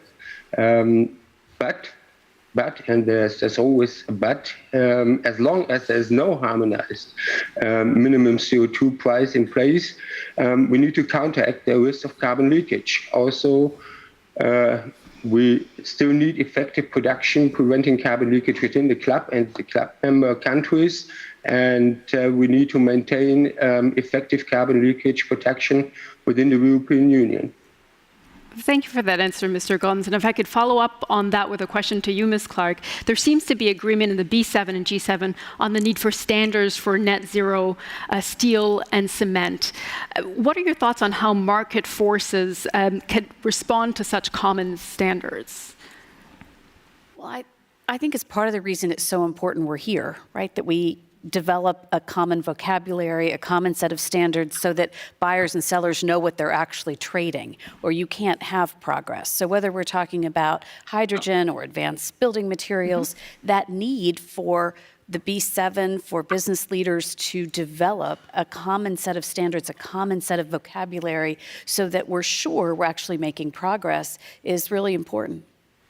Well, I would like to take this opportunity after that answer to invite another member of our panel who I see just waiting on the side here. This is Caroline Drischel, who's the Chief Sustainability Officer for Lufthansa. Please join us and take a seat. Thank you for joining us for this conversation. And I'll take the opportunity to ask you your first question as you're joining us here. So we can start you right into the discussion. I hope that's fair to you. We've been talking about all sorts of standards needed for different industries. Of course, aviation is important in that as well. And we've been talking about the possibility of a climate club. What are your thoughts from Lufthansa's perspective on a climate club? Well, first of all, thank you, and thank you for having me here. Sorry for the delay. We as an airline, we strongly believe that we have to do something. And so we strongly believe that we have to join forces in whatever club is possible. So we have in the airline industry a club, which is called the EA, International Aviation, IACO. I can't even pronounce it correctly.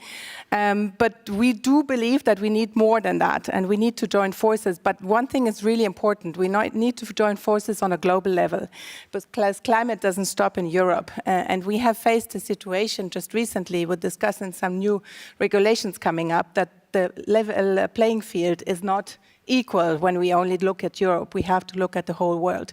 So yes, we are in favor. Everything helps because we have to start doing something now, but we need to have an equal level playing field. So that is for us something really important. We can imagine that meeting specific climate goals must be really difficult for the aviation industry in particular. What are the biggest challenges that your industry faces, you think, in meeting these more ambitious climate targets? Well, the airline industry can do something on their own. That means we have to renew aircrafts. A new aircraft is 30% less fuel consumption than an old aircraft, so we can do things on our side, but we need the industry also to help us because we need to decarbonize the kerosene. So we want to fly with sustainable aviation fuel. Just a number, if Lufthansa Group would buy every sustainable aviation fuel that is available on the market right now, we could fly a week. So we need to scale this up, and we really believe that this is a second very, very big lever when it comes to compensation and to reduction.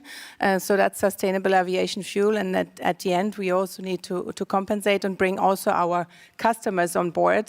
They also need to be aware of flying, but flying in a CO2 neutral way, and this is actually already possible, but we have to educate here also the customers. So it's basically a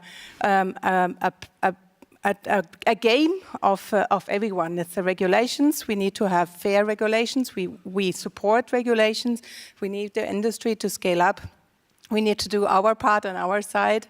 So that's why we are buying 190 new aircrafts until the end of this decade, which is a lot for Lufthansa Group. And then also we need the customer. Very interesting. Thank you, Ms. Blischer, for those answers.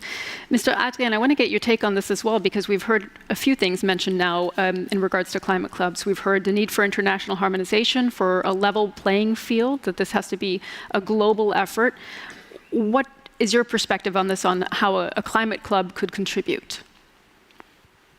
Okay, the example with the airline shows how important it is to get an instrument to make sure that if you get the fuel in the United States, you have not to pay so much less as you have to pay here in Germany, that you have a problem in the situation with other airlines coming from the United States and have other conditions as we have here in Europe, especially in Germany. So the Climate Club will be the right instrument if it is possible to get an agreement between the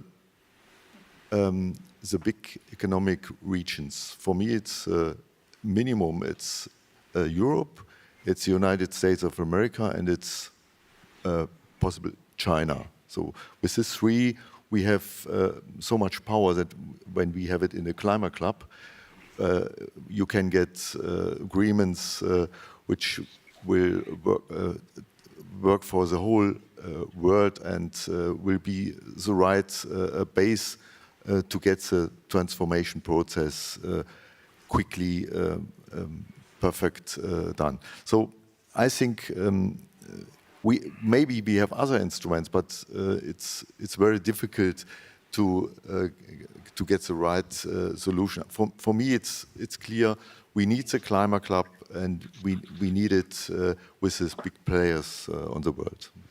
What's your perspective on this, Ms. Schwenk? I mean, we've heard now that for industry, an international level playing field is so important. So how realistic do you think a climate club is for 2030 and beyond?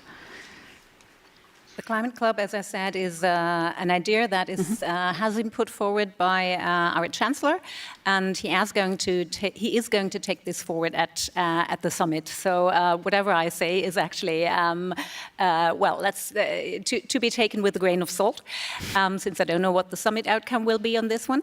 But the Climate Club is going to rest on three pillars. One is partnering up with developing countries and emerging economies that are ambitious, and to actually encourage them to become even more ambitious in climate action. And that leads me directly to the second pillar. The second pillar is that we want to speak about carbon pricing. We want to make carbon pricing more comparable. That is not an easy task, because our way of doing carbon pricing here in the European Union is not shared all over the world, and not even by all the G7 countries. So we are going to look into also making comparable indirect ways of carbon pricing, for instance, in Japan, where carbon intensities are more the system that they focus on. And by making all this more comparable, by encouraging other countries to adopt similarly ambitious policies, we hope to prevent carbon leakage and also to create that level playing field. And there is, of course, a connection to the fact that in Europe we are looking into introducing a carbon border adjustment Management Mechanism, CBAM. And this is going to be an initiative, the Climate Club, that is complementing such efforts. And then I've spoken about 2 pillars. Now, the third pillar is actually what we've already focused on, and that's the industrial decarbonization agenda, on which, I've already spoken about. So I hope that the Climate Club will actually also help you here in the business community. Thank you. So, Mr. Groms, we hear there are some of the promise that the Climate Club can hold, perhaps some of the challenges that it will face. We talked also about the efforts towards net zero steel and cement. And from your perspective with ThyssenKrupp, what is needed next, for the next steps rather, for global market for these products? Well, first of all, we welcome the fact that G7 has given broad scope to the political framework of decarbonizing industry. From our point of view, of course, it's particularly important that the goal was agreed to create markets for climate-friendly base materials, including steel, in a timely manner, which means from our point of view, within the next 3 to 4 years, which is, from a business perspective, still quite a long time, because our investment decisions we have to take now. And so we are at a point where our old technology, the blast furnaces, are exhausted, and there will be no further progress in decarbonization with our old technology. So we are planning to build up new capacities with direct reduction plants. We will replace coal by hydrogen, and there will be no CO2, which is coming out of our chimneys in 2045. There will be only water vapor, which is quite astonishing even for ourselves. And but it will be an investment of 7 billion euros, which is required to go that way. And it's quite obvious that it's impossible to do that without public subsidies. But we are running a business, and we want to run it profitable. And so, of course, the question of leading green steel markets is our central question. Well, Ms. Schwenk here has certainly promised support. And it's very important to push it forward on time, and it's very important to push it forward in an intense dialogue between all the countries, because it's very important in the green market that we all know what we are talking about and that there are common standards. Thank you, Mr. Groms. And Ms. Clark, I wanted to get your take on the issue we spoke about a little bit earlier with Ms. Schwenk, which is hydrogen, and the fact that the G7 had launched this Hydrogen Action Pact. From the perspective of U.S. industry, what role do you see hydrogen playing here in ramping up hydrogen?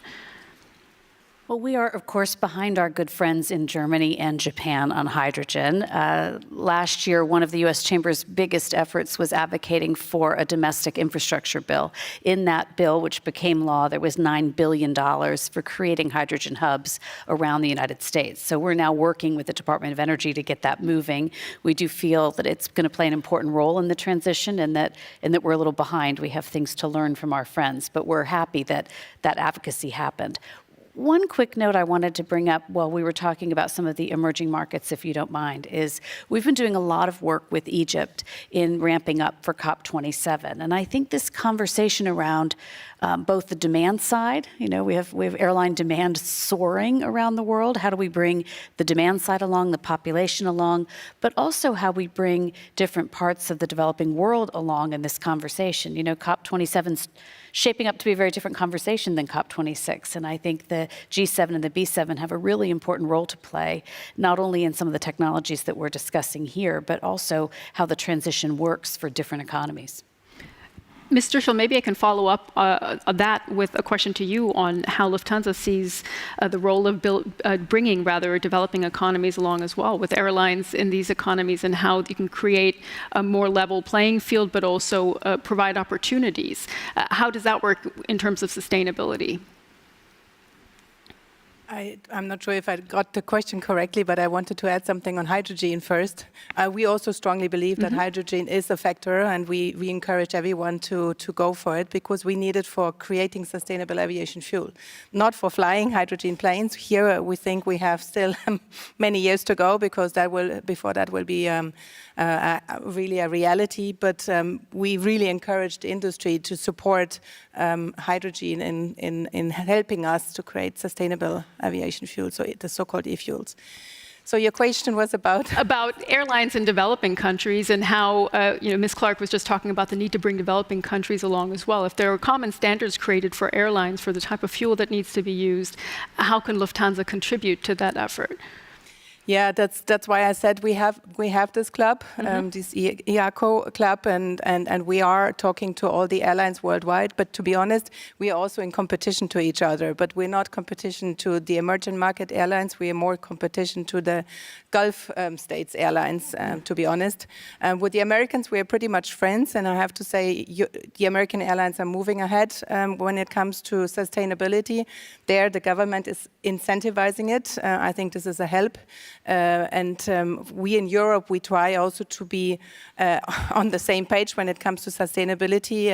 We as Lufthansa Group, we have committed to sustainable, to the SBTI targets, Science-Based Targets Initiative, which is an NGO proof pointing how you do really your path to net zero in 2050. We will be audited here, and many airlines, and you would believe that the emerging markets airlines are behind us, but that's not true. It's really depending on where is your network, where is your destination, and then you can more or less say that the playing level, the injustice comes more or less from the Gulfstat airlines than from emerging markets, where we have sometimes the technology on site. We see there's plans for sustainable aviation fuel in Chile, for example, or we have also been talking to other countries. They are moving ahead because we all have the same issue. We want to continue flying, but in a sustainable way. Well, we have pretty much run out of time for our panel discussion, so I think that's a good note to close on, to say we're looking to do more, but in a sustainable way, and certainly with the partnership of G7 countries. So thank you all very much for joining me here for this discussion. I think it's an important one, certainly for the G7 moving forward.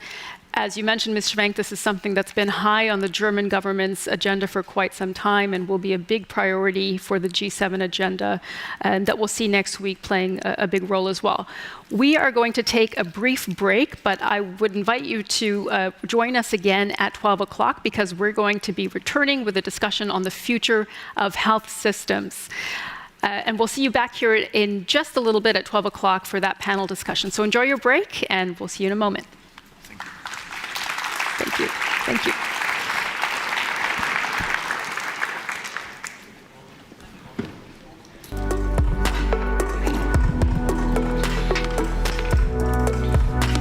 Ms. Clark, it's a pleasure to meet you. Hi, how are you?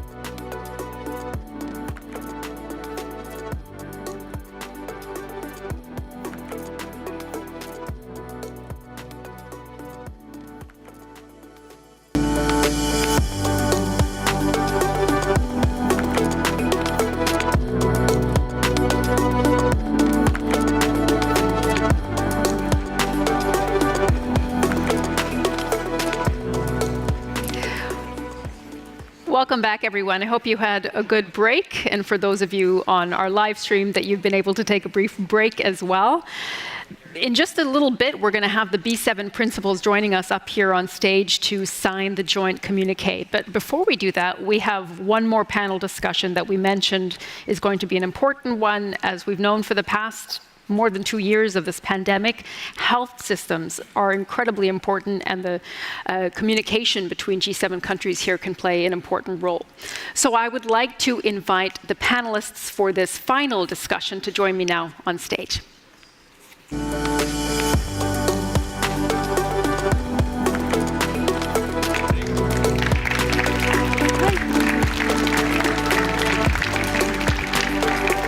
Hello, sir. Hi. Please I'll just take this one here, but there's no particular, I'll take this one if you don't mind just taking the next. Yes, that's fine. Excellent. We've all found a cube, yes.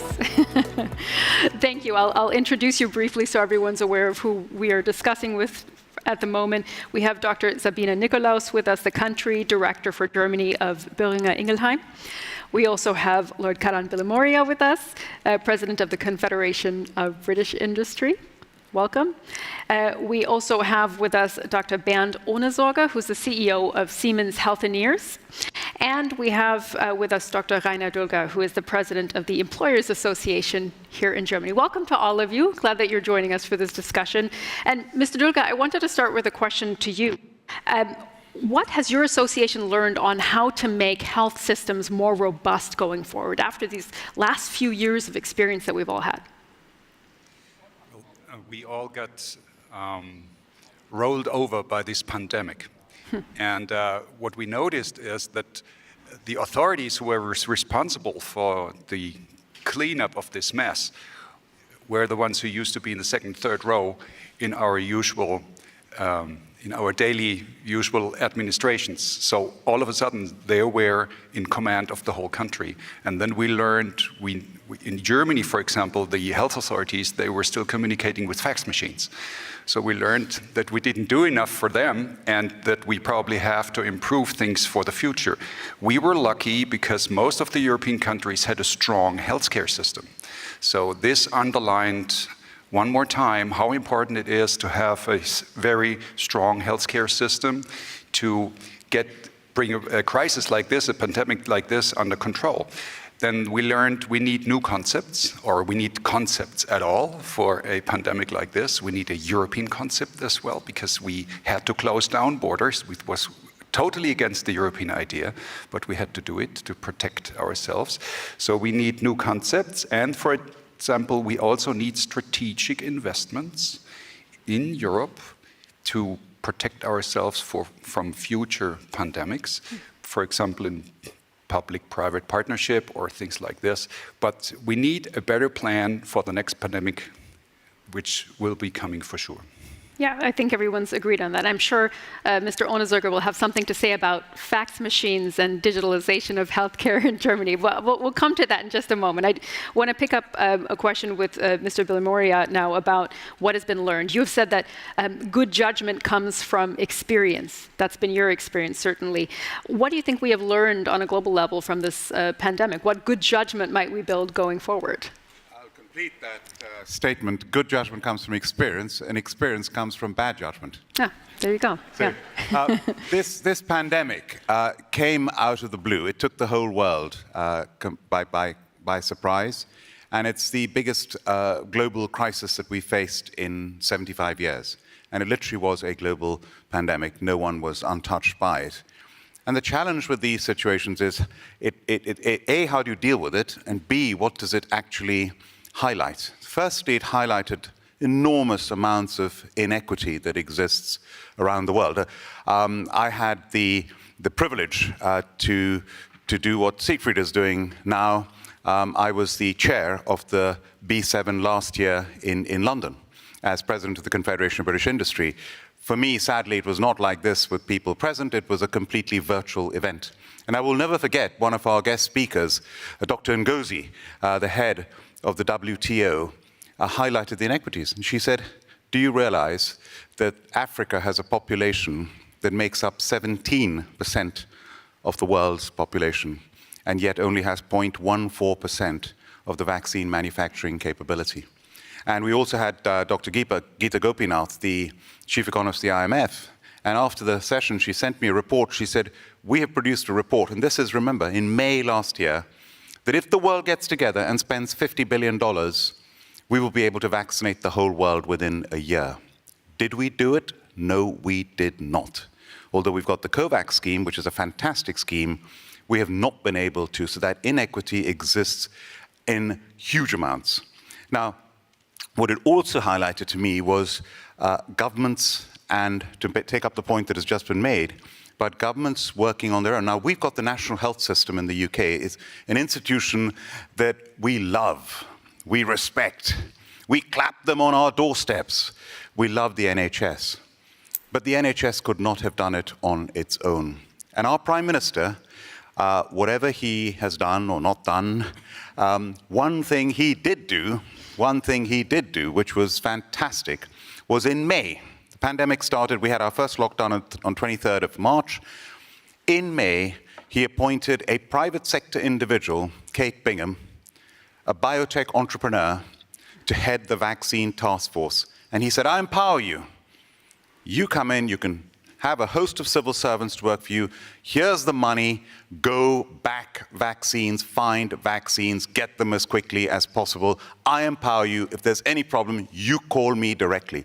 I got to know her and I worked with her throughout the pandemic, and I saw that live. If he had not done that, we would not have, within literally from May to the 8th of December, we inoculated our first patient in the United Kingdom. And you had the Pfizer-BioNTech German vaccine that came out first, followed very quickly by the Oxford-AstraZeneca vaccine. That would not have happened if it had been left to the NHS, to government on its own. It happened because of Kate Bingham. She'd backed 6 vaccines. 2 of them came up trumps within months. I can say more, but I'll save this for future comments. Thank you. Okay, thank you, Mr. Vilmoria. Dr. Nicholas, I want to ask you about something we've talked about already on the stage today, which is the need for resilient supply chains. And that, of course, is important in healthcare systems as well. We saw what it meant for PPE and the discussion around onshoring PPE again. So what do you think were the biggest weak spots that were identified in the pandemic and how they can be addressed? Well, usually the pharmaceutical industry is built around very strong supply chain and resilience supply chains, because this is our core business, to provide the healthcare system securely, safely, and reliantly, in a reliant way, with our medicine. So when the pandemic came upon us, there were 3 issues, I think, which contributed that we had a shortage in some of the drugs. First of all, there were borders not readily accessible to everyone. So some countries closed the borders. In a global supply chain world, this is not beneficial, because then actually the global supply chain cannot work anymore. That was one of the issues. The other issue was, or still is, that around 23% of the APIs, that active ingredients, are sourced, for example, from one single country like China. So that dependency on one location also is not beneficial to resilient supply chain.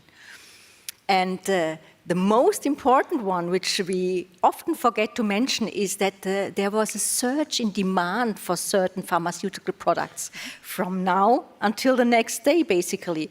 And this is not how supply chains can work, because we also rely on reliable forecasts and demand planning. So that was another issue. So I think these 3 factors led to what we have seen in some of the products, but not in all. And I can also assure you that most of the pharmaceutical products were really in a very resilient supply chain and were deliverable in a global system. Okay. Mr. Ohnesorger, let's talk about another type of resilience. I promised I would come back and ask you about fax machines. We certainly learned that healthcare systems need to be more resilient and, in terms of digitalization. That's something that was a gaping problem here in Germany, certainly, but not just in Germany, really across the world. How can health data and digitalization contribute to that resilience? First, I need to mention that I'm looking after Europe, Middle East, and Africa, not after the whole world for Siemens Healthineers. It's about a third of the world, but not the whole world.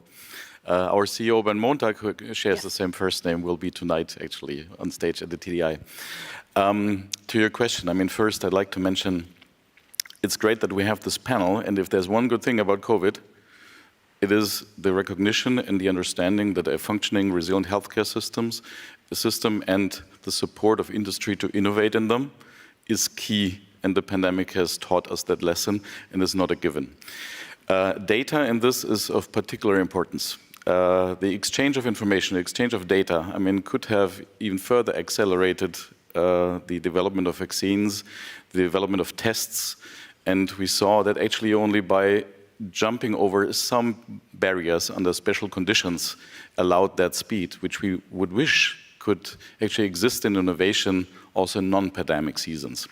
So in this, and let us not forget, I mean, yes, we might now need to learn how to be resilient to the next possible pandemic, but let us not forget that while, unfortunately, COVID has taken millions of lives, at least 10 times more lives were taken at the same time by non-communicable diseases, cancer, or cardiovascular diseases. And in this data-driven innovation, building artificial intelligence systems that help clinicians to make faster diagnosis, treatment decisions, to help increase speed and access to healthcare innovations, also in the developing world, is of great importance to master the next pandemic, still the outgoing this pandemic, but also the next one, and the existing non-communicable diseases that are the main killers in the world. Sure, the connectivity and sharing of health data has been crucial, as you said. Mr. Doga, if I could come back to you now. Mr. Bilimoria was telling us about the incredible inequity that we have experienced during this pandemic, and that still exists if you look at the percentage of the developing world that is still not vaccinated. Where do you think the biggest failures were there, and how can they be better addressed? Well, I think if we look at the recent 2 years of the pandemic and do the aftermath, we would come to the result, if we do not help the southern part of the world to get more access and faster access to vaccinations, we would lead ourselves into a prolongation of the pandemic. So we need access to vaccinations, more production capacities, better logistics, and better access also for the southern part of the world to solve those inequities, and also keep the pandemic as short as we can, not give too much room for new variants, new virus variants, and so on. And this can only be achieved that we give worldwide access to vaccinations also to the southern part of the world, more production capacities, more investment.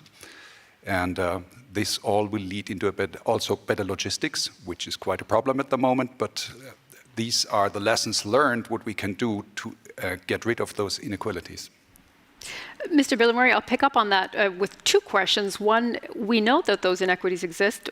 Why do you think they haven't been addressed? I mean, this current pandemic is still ongoing. And secondly, we're talking about the global south in terms of vaccine equity, but what can the global north actually learn from the global south in building more resilient healthcare systems? Absolutely. One other point to make is it's not just government and business working together. There is another third part of the triangle, and that is academia and universities. And we've seen the enormous power with Oxford University teaming up with AstraZeneca. And of course, AstraZeneca is a Swedish-British firm headquartered in Cambridge. And that was phenomenal to have this affordable vaccine that came from university business collaboration with government backing. And here's the other dimension to it. It's even more powerful if you have cross-border collaboration. And who did they partner with? They chose the Serum Institute of India, owned by the Poonawallas. I come from one of the smallest ethnic minority communities in the world. I'm a Zoroastrian Parsi. There are 100,000 of us in the world. And the Poonawallas are one of those, they are part of this community. And they have, before the pandemic, and the world didn't know this, they were the largest vaccine manufacturers in the world. 2 out of 3 children on this planet are inoculated by the Poonawallas and the Serum Institute of India, and the developed world didn't want to know about their vaccines. It was only in the developing world. He is being nominated for a Nobel Prize for saving, they've calculated, 30 million lives because of providing affordable vaccines before the pandemic. Now the whole world knows about Cyrus Ananda Poonawalla, and he's now the wealthiest pharmaceutical billionaire in the world. And they have produced 2 billion doses of the Oxford AstraZeneca vaccine from a starting scratch. They in fact produced 200 million doses before November, before any of them were approved, before their vaccine was approved. They took the risk and produced 200 million doses at risk, which may have had to be destroyed. So you ask what the developing world and developed world, and what the developed world can learn from the developing world. I challenge you to go and visit that factory which I visited. And I love factories. My business is in brewing with Cobra Beer. I love factories. And we have impressive factories. But I tell you, this is the most impressive factory I've seen in my life. So I think there is huge potential in the cross-border collaboration. Linked to that is also regulation. Medical regulators are known around the world to be very cautious, rightly so, but also very slow. The fastest a vaccine had ever been approved before was 4 years. Here, regulators had to operate at speed. And one quick example, we ran short of vaccines. Britain was one of the first off the mark. We were getting the vaccines, producing them. We ran short.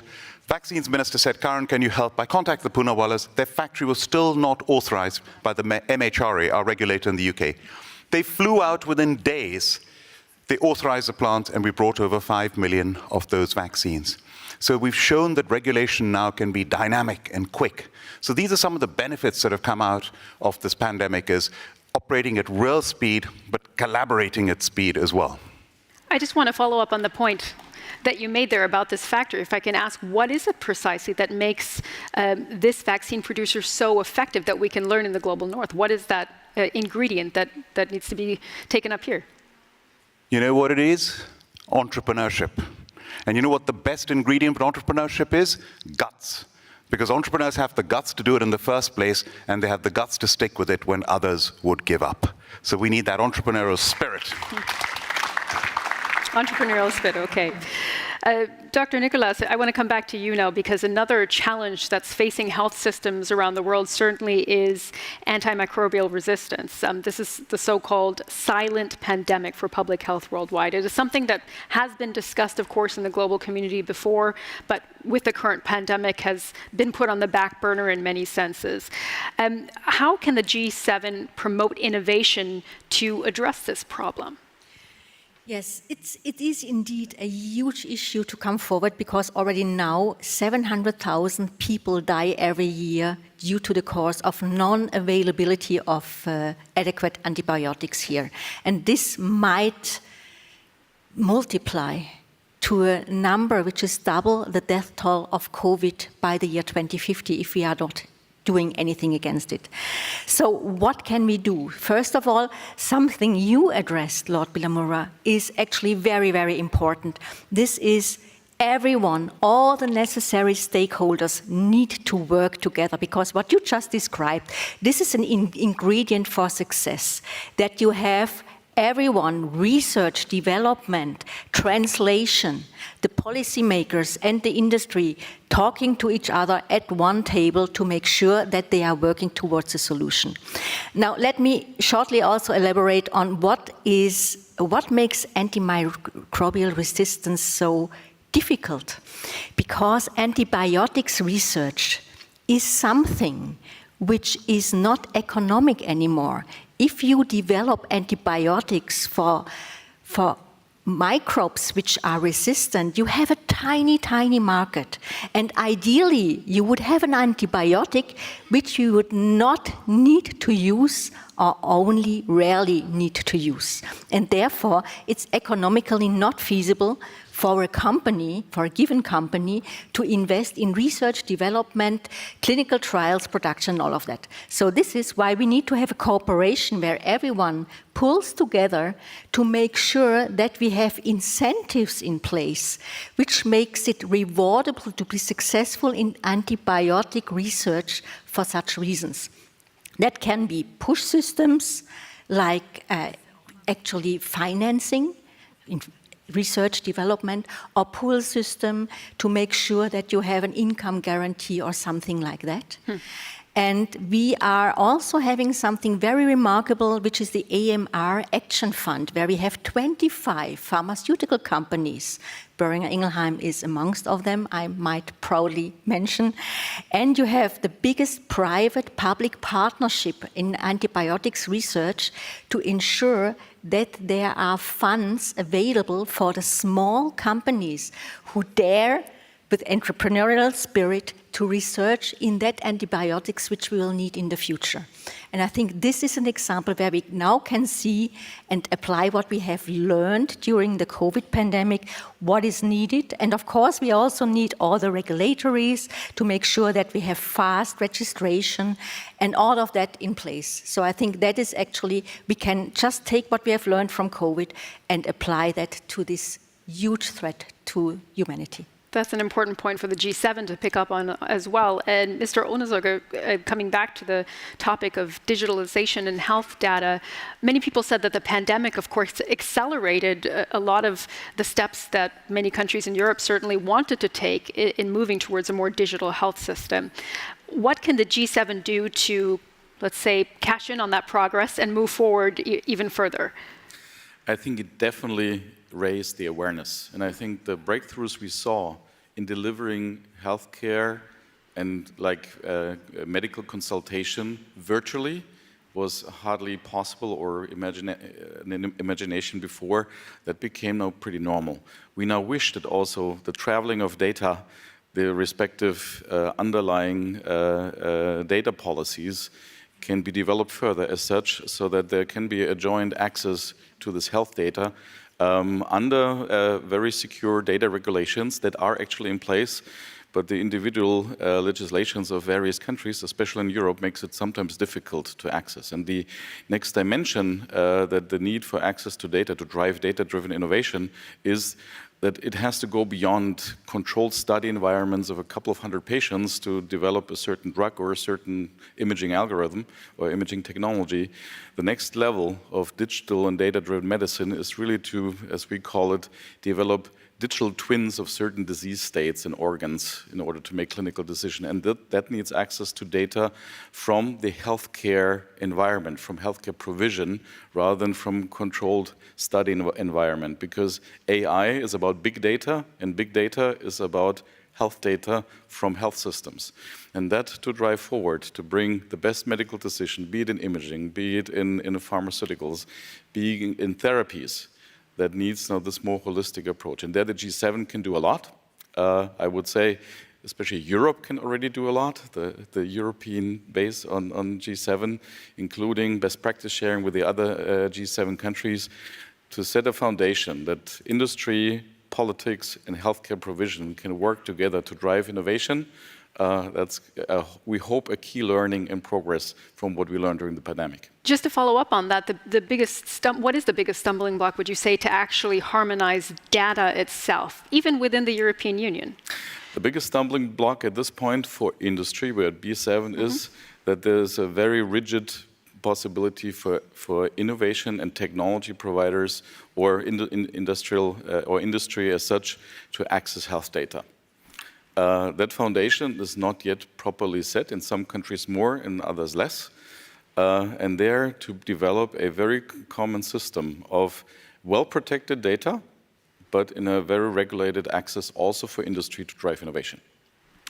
I saw Mr. Villamoria nodding his head there, so perhaps I'll just ask you for your comments on that point and what the G7 can do to harmonize perhaps data and innovation. Well, I think there can be no better authority than Siemens on this matter. As Chancellor of the University of Birmingham, one of our Russell Group universities, we've just opened up a campus in Dubai, and it was in partnership with Siemens, and it's the most modern AI-enabled campus. So the power of technology is absolutely phenomenal. When it comes to data, my only worry is this, and this is a point that was brought up a year ago at the B7, which I had the privilege of chairing last year, is one of our participants, may have been somebody from Siemens, said, we're getting more and more digital, but the more digital we get, the more vulnerable we get. And that is the worrying part about this, including in the area that we're talking about. And that would be the purview of the G7, of course, is to address some of those vulnerabilities, perhaps something they'll take up in their summit starting next week. Mr. DIHK, I'd like to come back to you because we discussed just a little while ago, I asked you about inequity. How do you think, learning from the experiences of this pandemic, challenges of health equity generally can be addressed? Well, I think we've learned that we need better planning, that we need better logistics, more production capacities. But we also need the protection of intellectual property, that the companies who do own the technologies for vaccinations are willing to open and to roll out their technology. And I think what we learned, for example, in Europe is we need more laboratory capacities for testing, for example. That was one of the first lessons we had to learn, that not only these little paper strip tests would help, we also need to find out what kind of virus do we have, which variant do we have, and therefore we needed more lab capacities, what we didn't have. So there are a few steps to be made, and this all should be under the roof of a digitalized, minimum European, if not worldwide, network that we can exchange those informations as fast as we can. For example, one of the biggest issues in the beginning of the pandemic was logistics, because we had a vaccination, but this needed to be transported with minus 70 degrees centigrade. And that was a major problem because we didn't have the capacities to make transportations with these low temperatures. All these facts and issues put together, and if we could bring in charge a commission that is collecting all these aftermath data and all the know-how we gathered, and to come out with a future plan to bring a future pandemic under control. This would be the lessons learned. But I would ask you about that specific question. How can vaccine production be ramped up on a local level in the future? Maybe we need more international investments and strategic investments in certain locations around the world. It's not a national issue. It's an international issue. I'll ask you to follow up on that, Dr. Nicholas, because you've been nodding your head both at the question of intellectual property and ramping up vaccine production. Not just vaccine production, ramping up production in general, that is, because we don't know what is awaiting for us in the future, right? And the same is true for antibiotics and what else. So first of all, the issue of intellectual property, I'm really a little bit disappointed about the outcomes which we just had on COVID vaccinations, because honestly, intellectual property is the bread and butter of innovators and of entrepreneurs.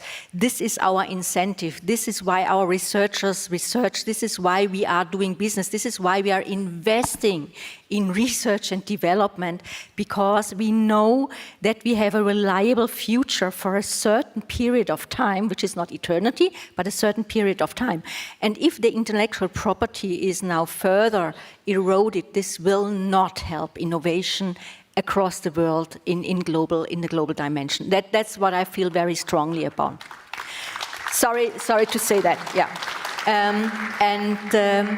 The issue of data and what you just mentioned, that is also something which is very, very close to the heart, because all of the players need to have access to healthcare data, also the pharmaceutical industry.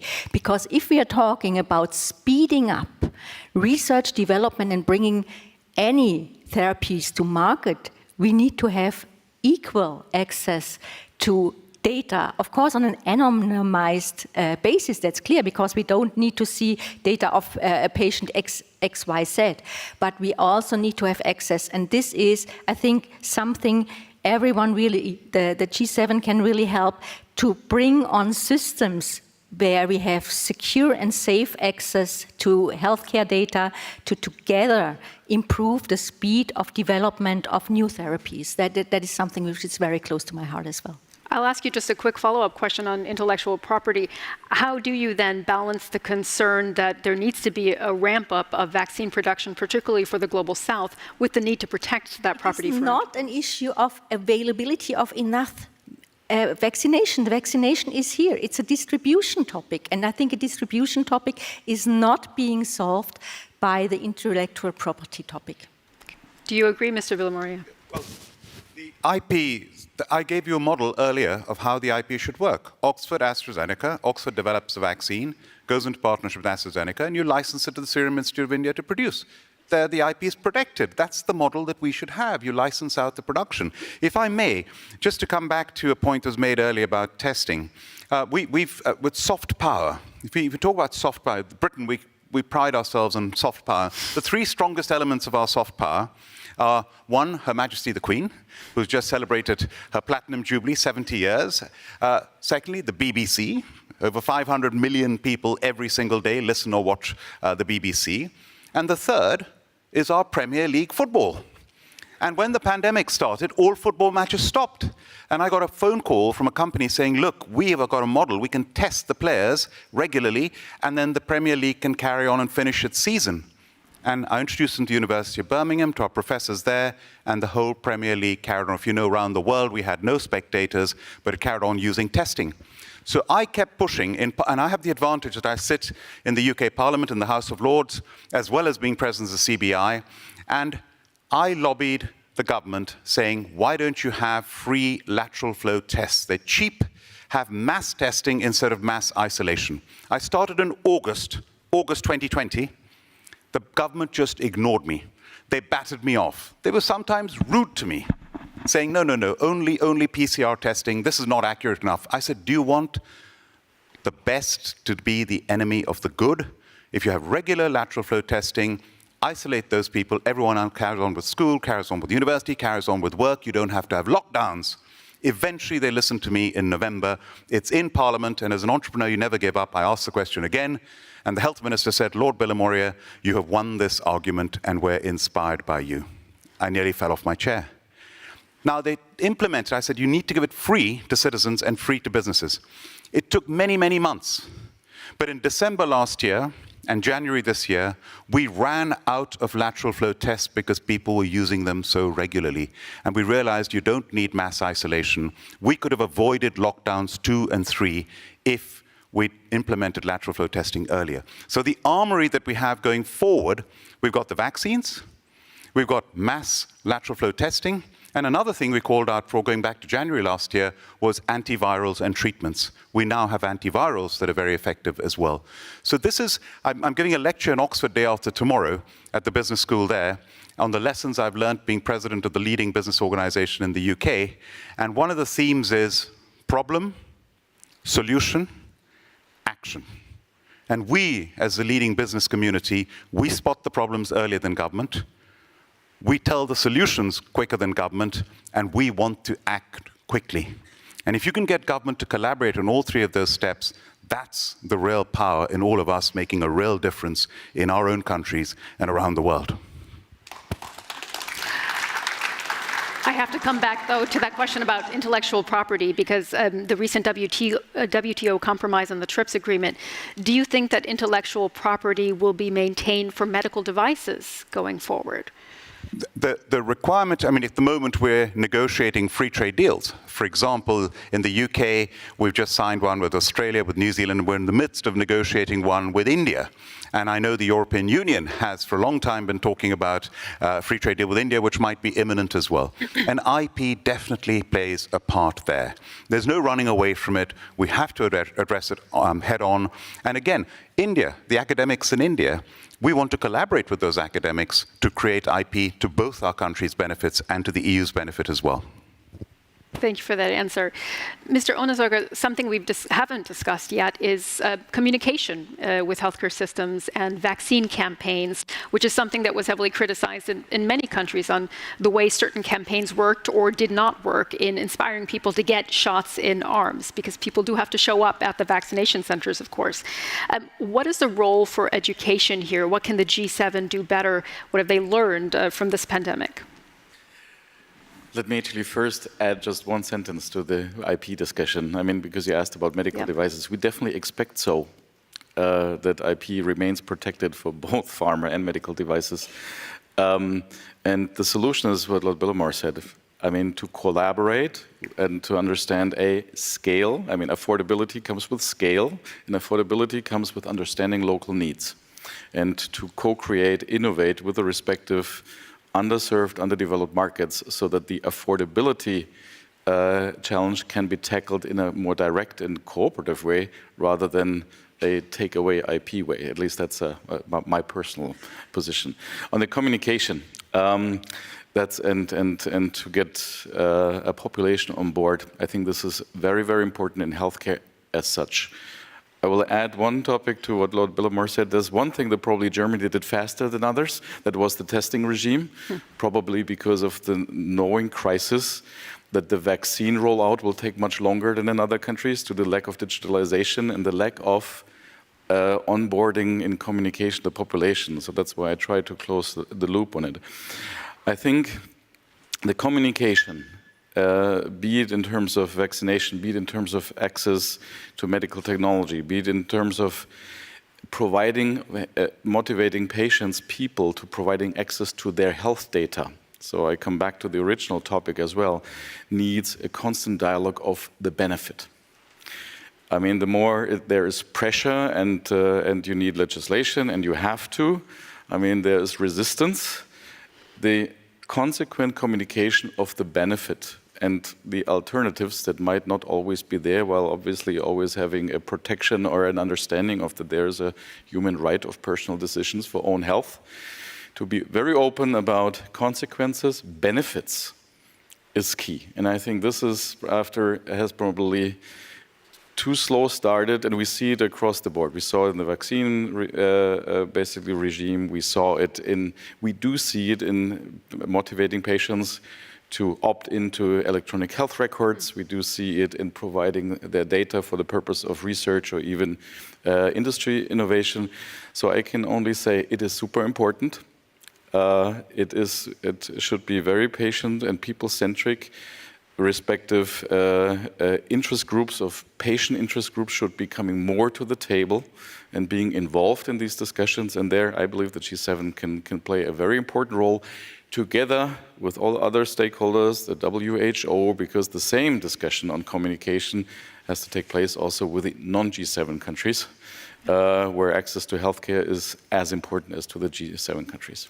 Mr. Dilke, I'd be curious to get your perspective on this as well. How communication can improve for future pandemics. From your association's perspective, what do you think could be better there that the G7 could integrate, as Mr. Ohnesorger just said?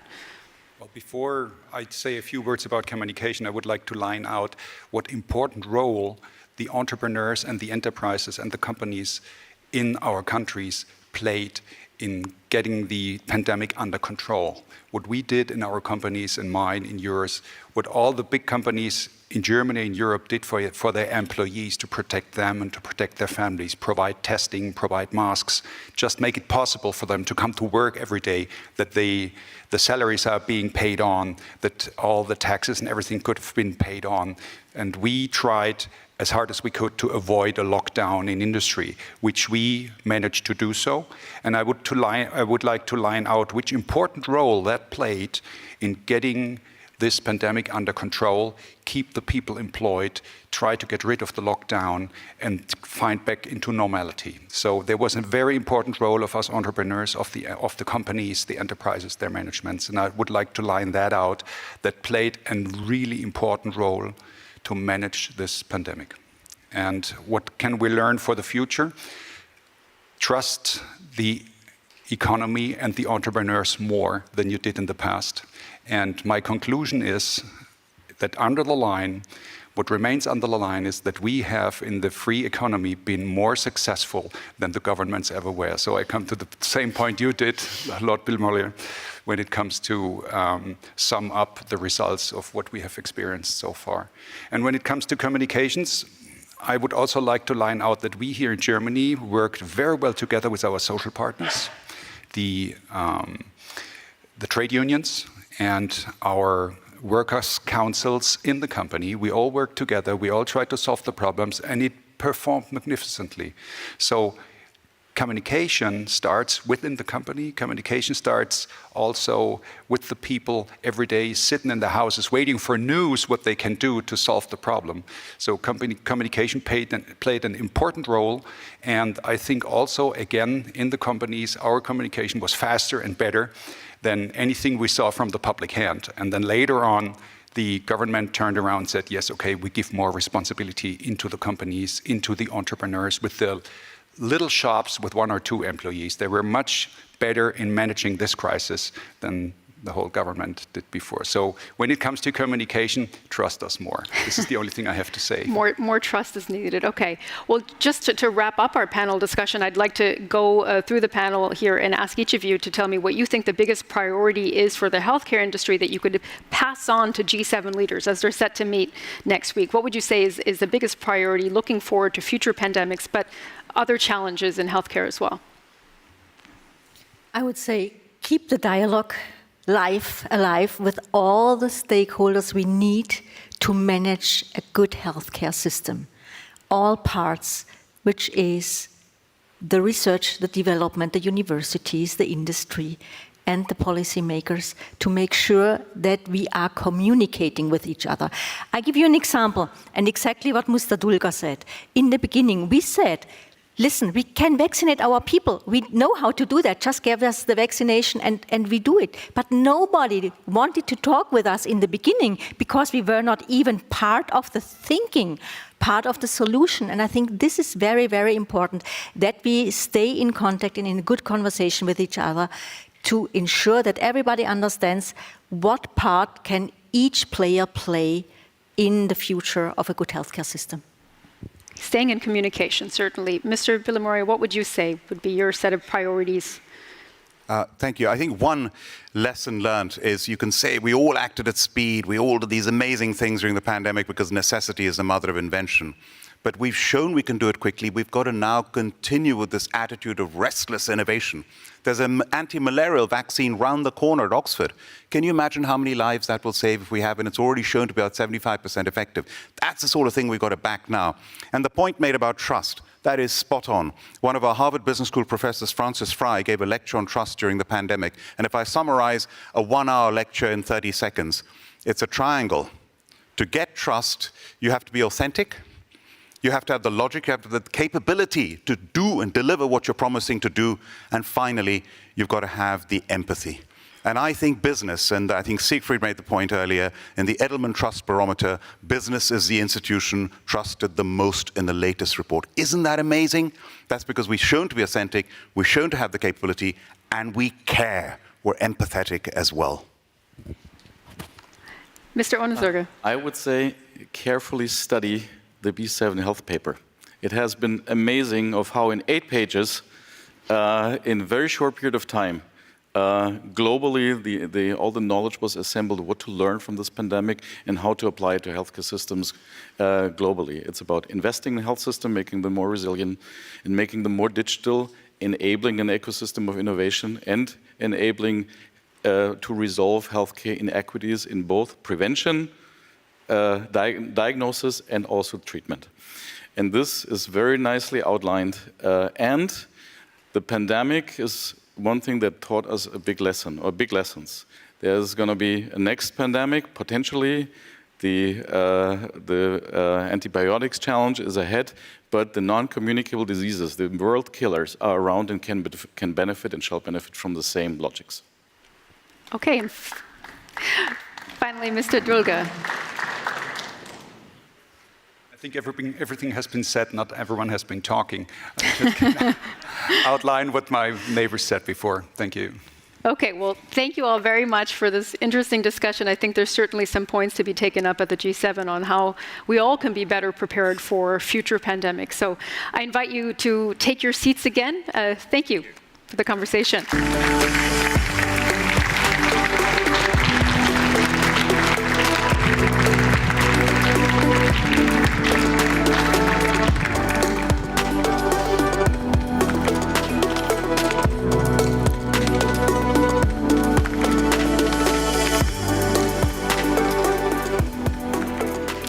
Okay, thank you again to all of the speakers for the panel discussions today. We had some really fruitful and dynamic conversations here on the stage. We talked about the need of deepening partnerships and working together closer with like-minded democracies and not disengaging with strategic rivals, as we heard in the first panel discussion. Also, the need to make sure that climate deals are also creating level playing fields for the business representatives, industry representatives here in the room. And I think the word we heard there often on that panel was trust, and the need to trust the business community. So that quite well wraps up what we discussed, but I'd like to ask Professor Siegfried Russwurm to join me on stage to get his takeaway from what we heard. So you can join us just this way, sure.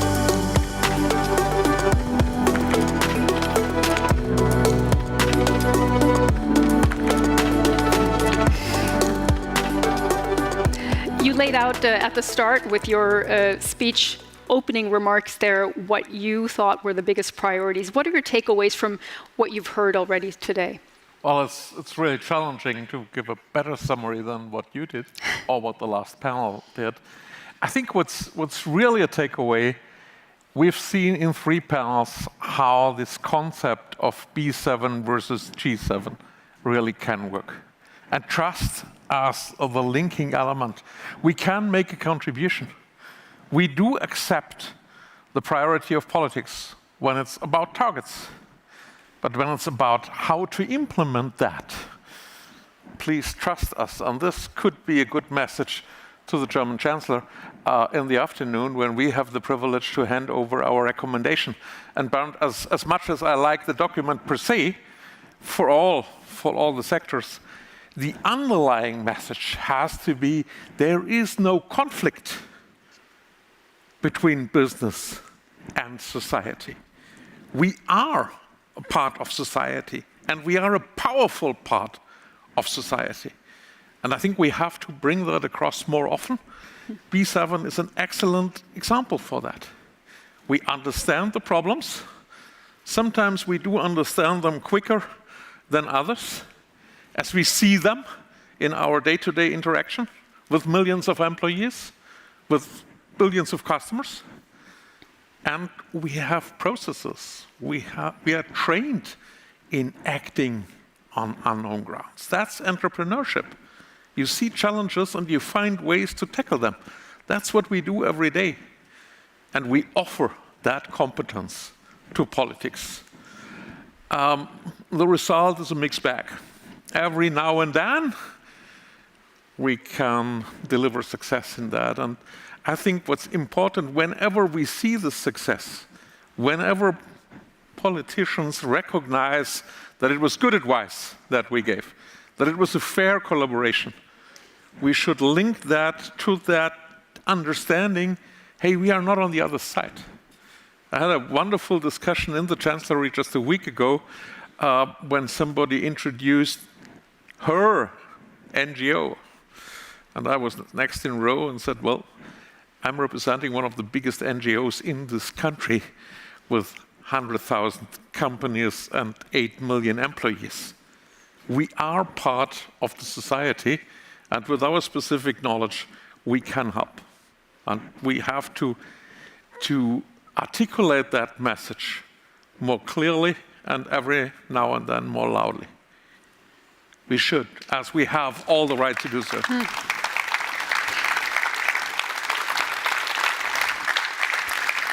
Given that background, what are your expectations for the G7 next week?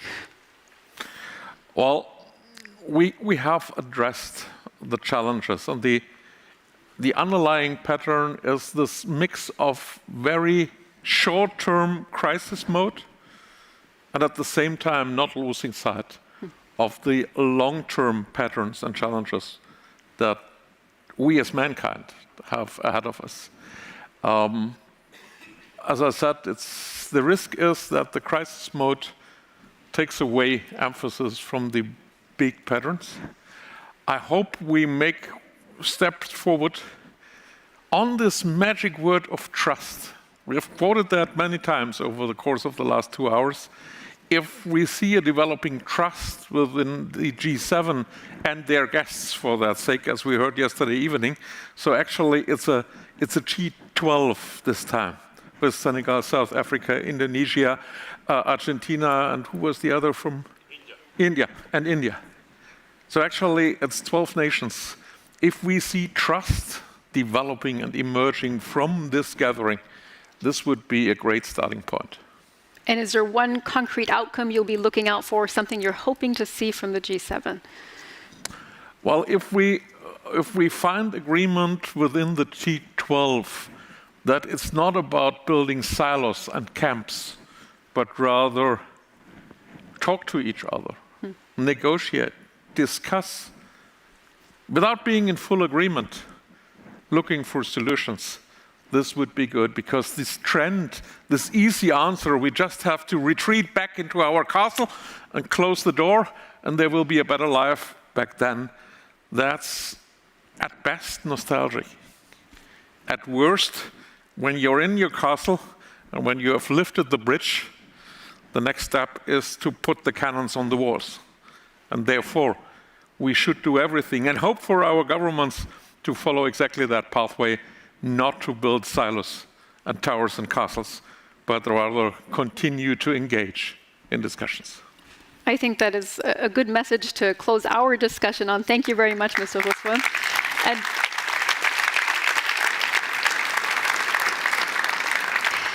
And thank you, everyone, for joining us here, especially on our stream for this B7 Summit. I'll ask everyone who's in the room to stay seated because we'll have the signing of the communique.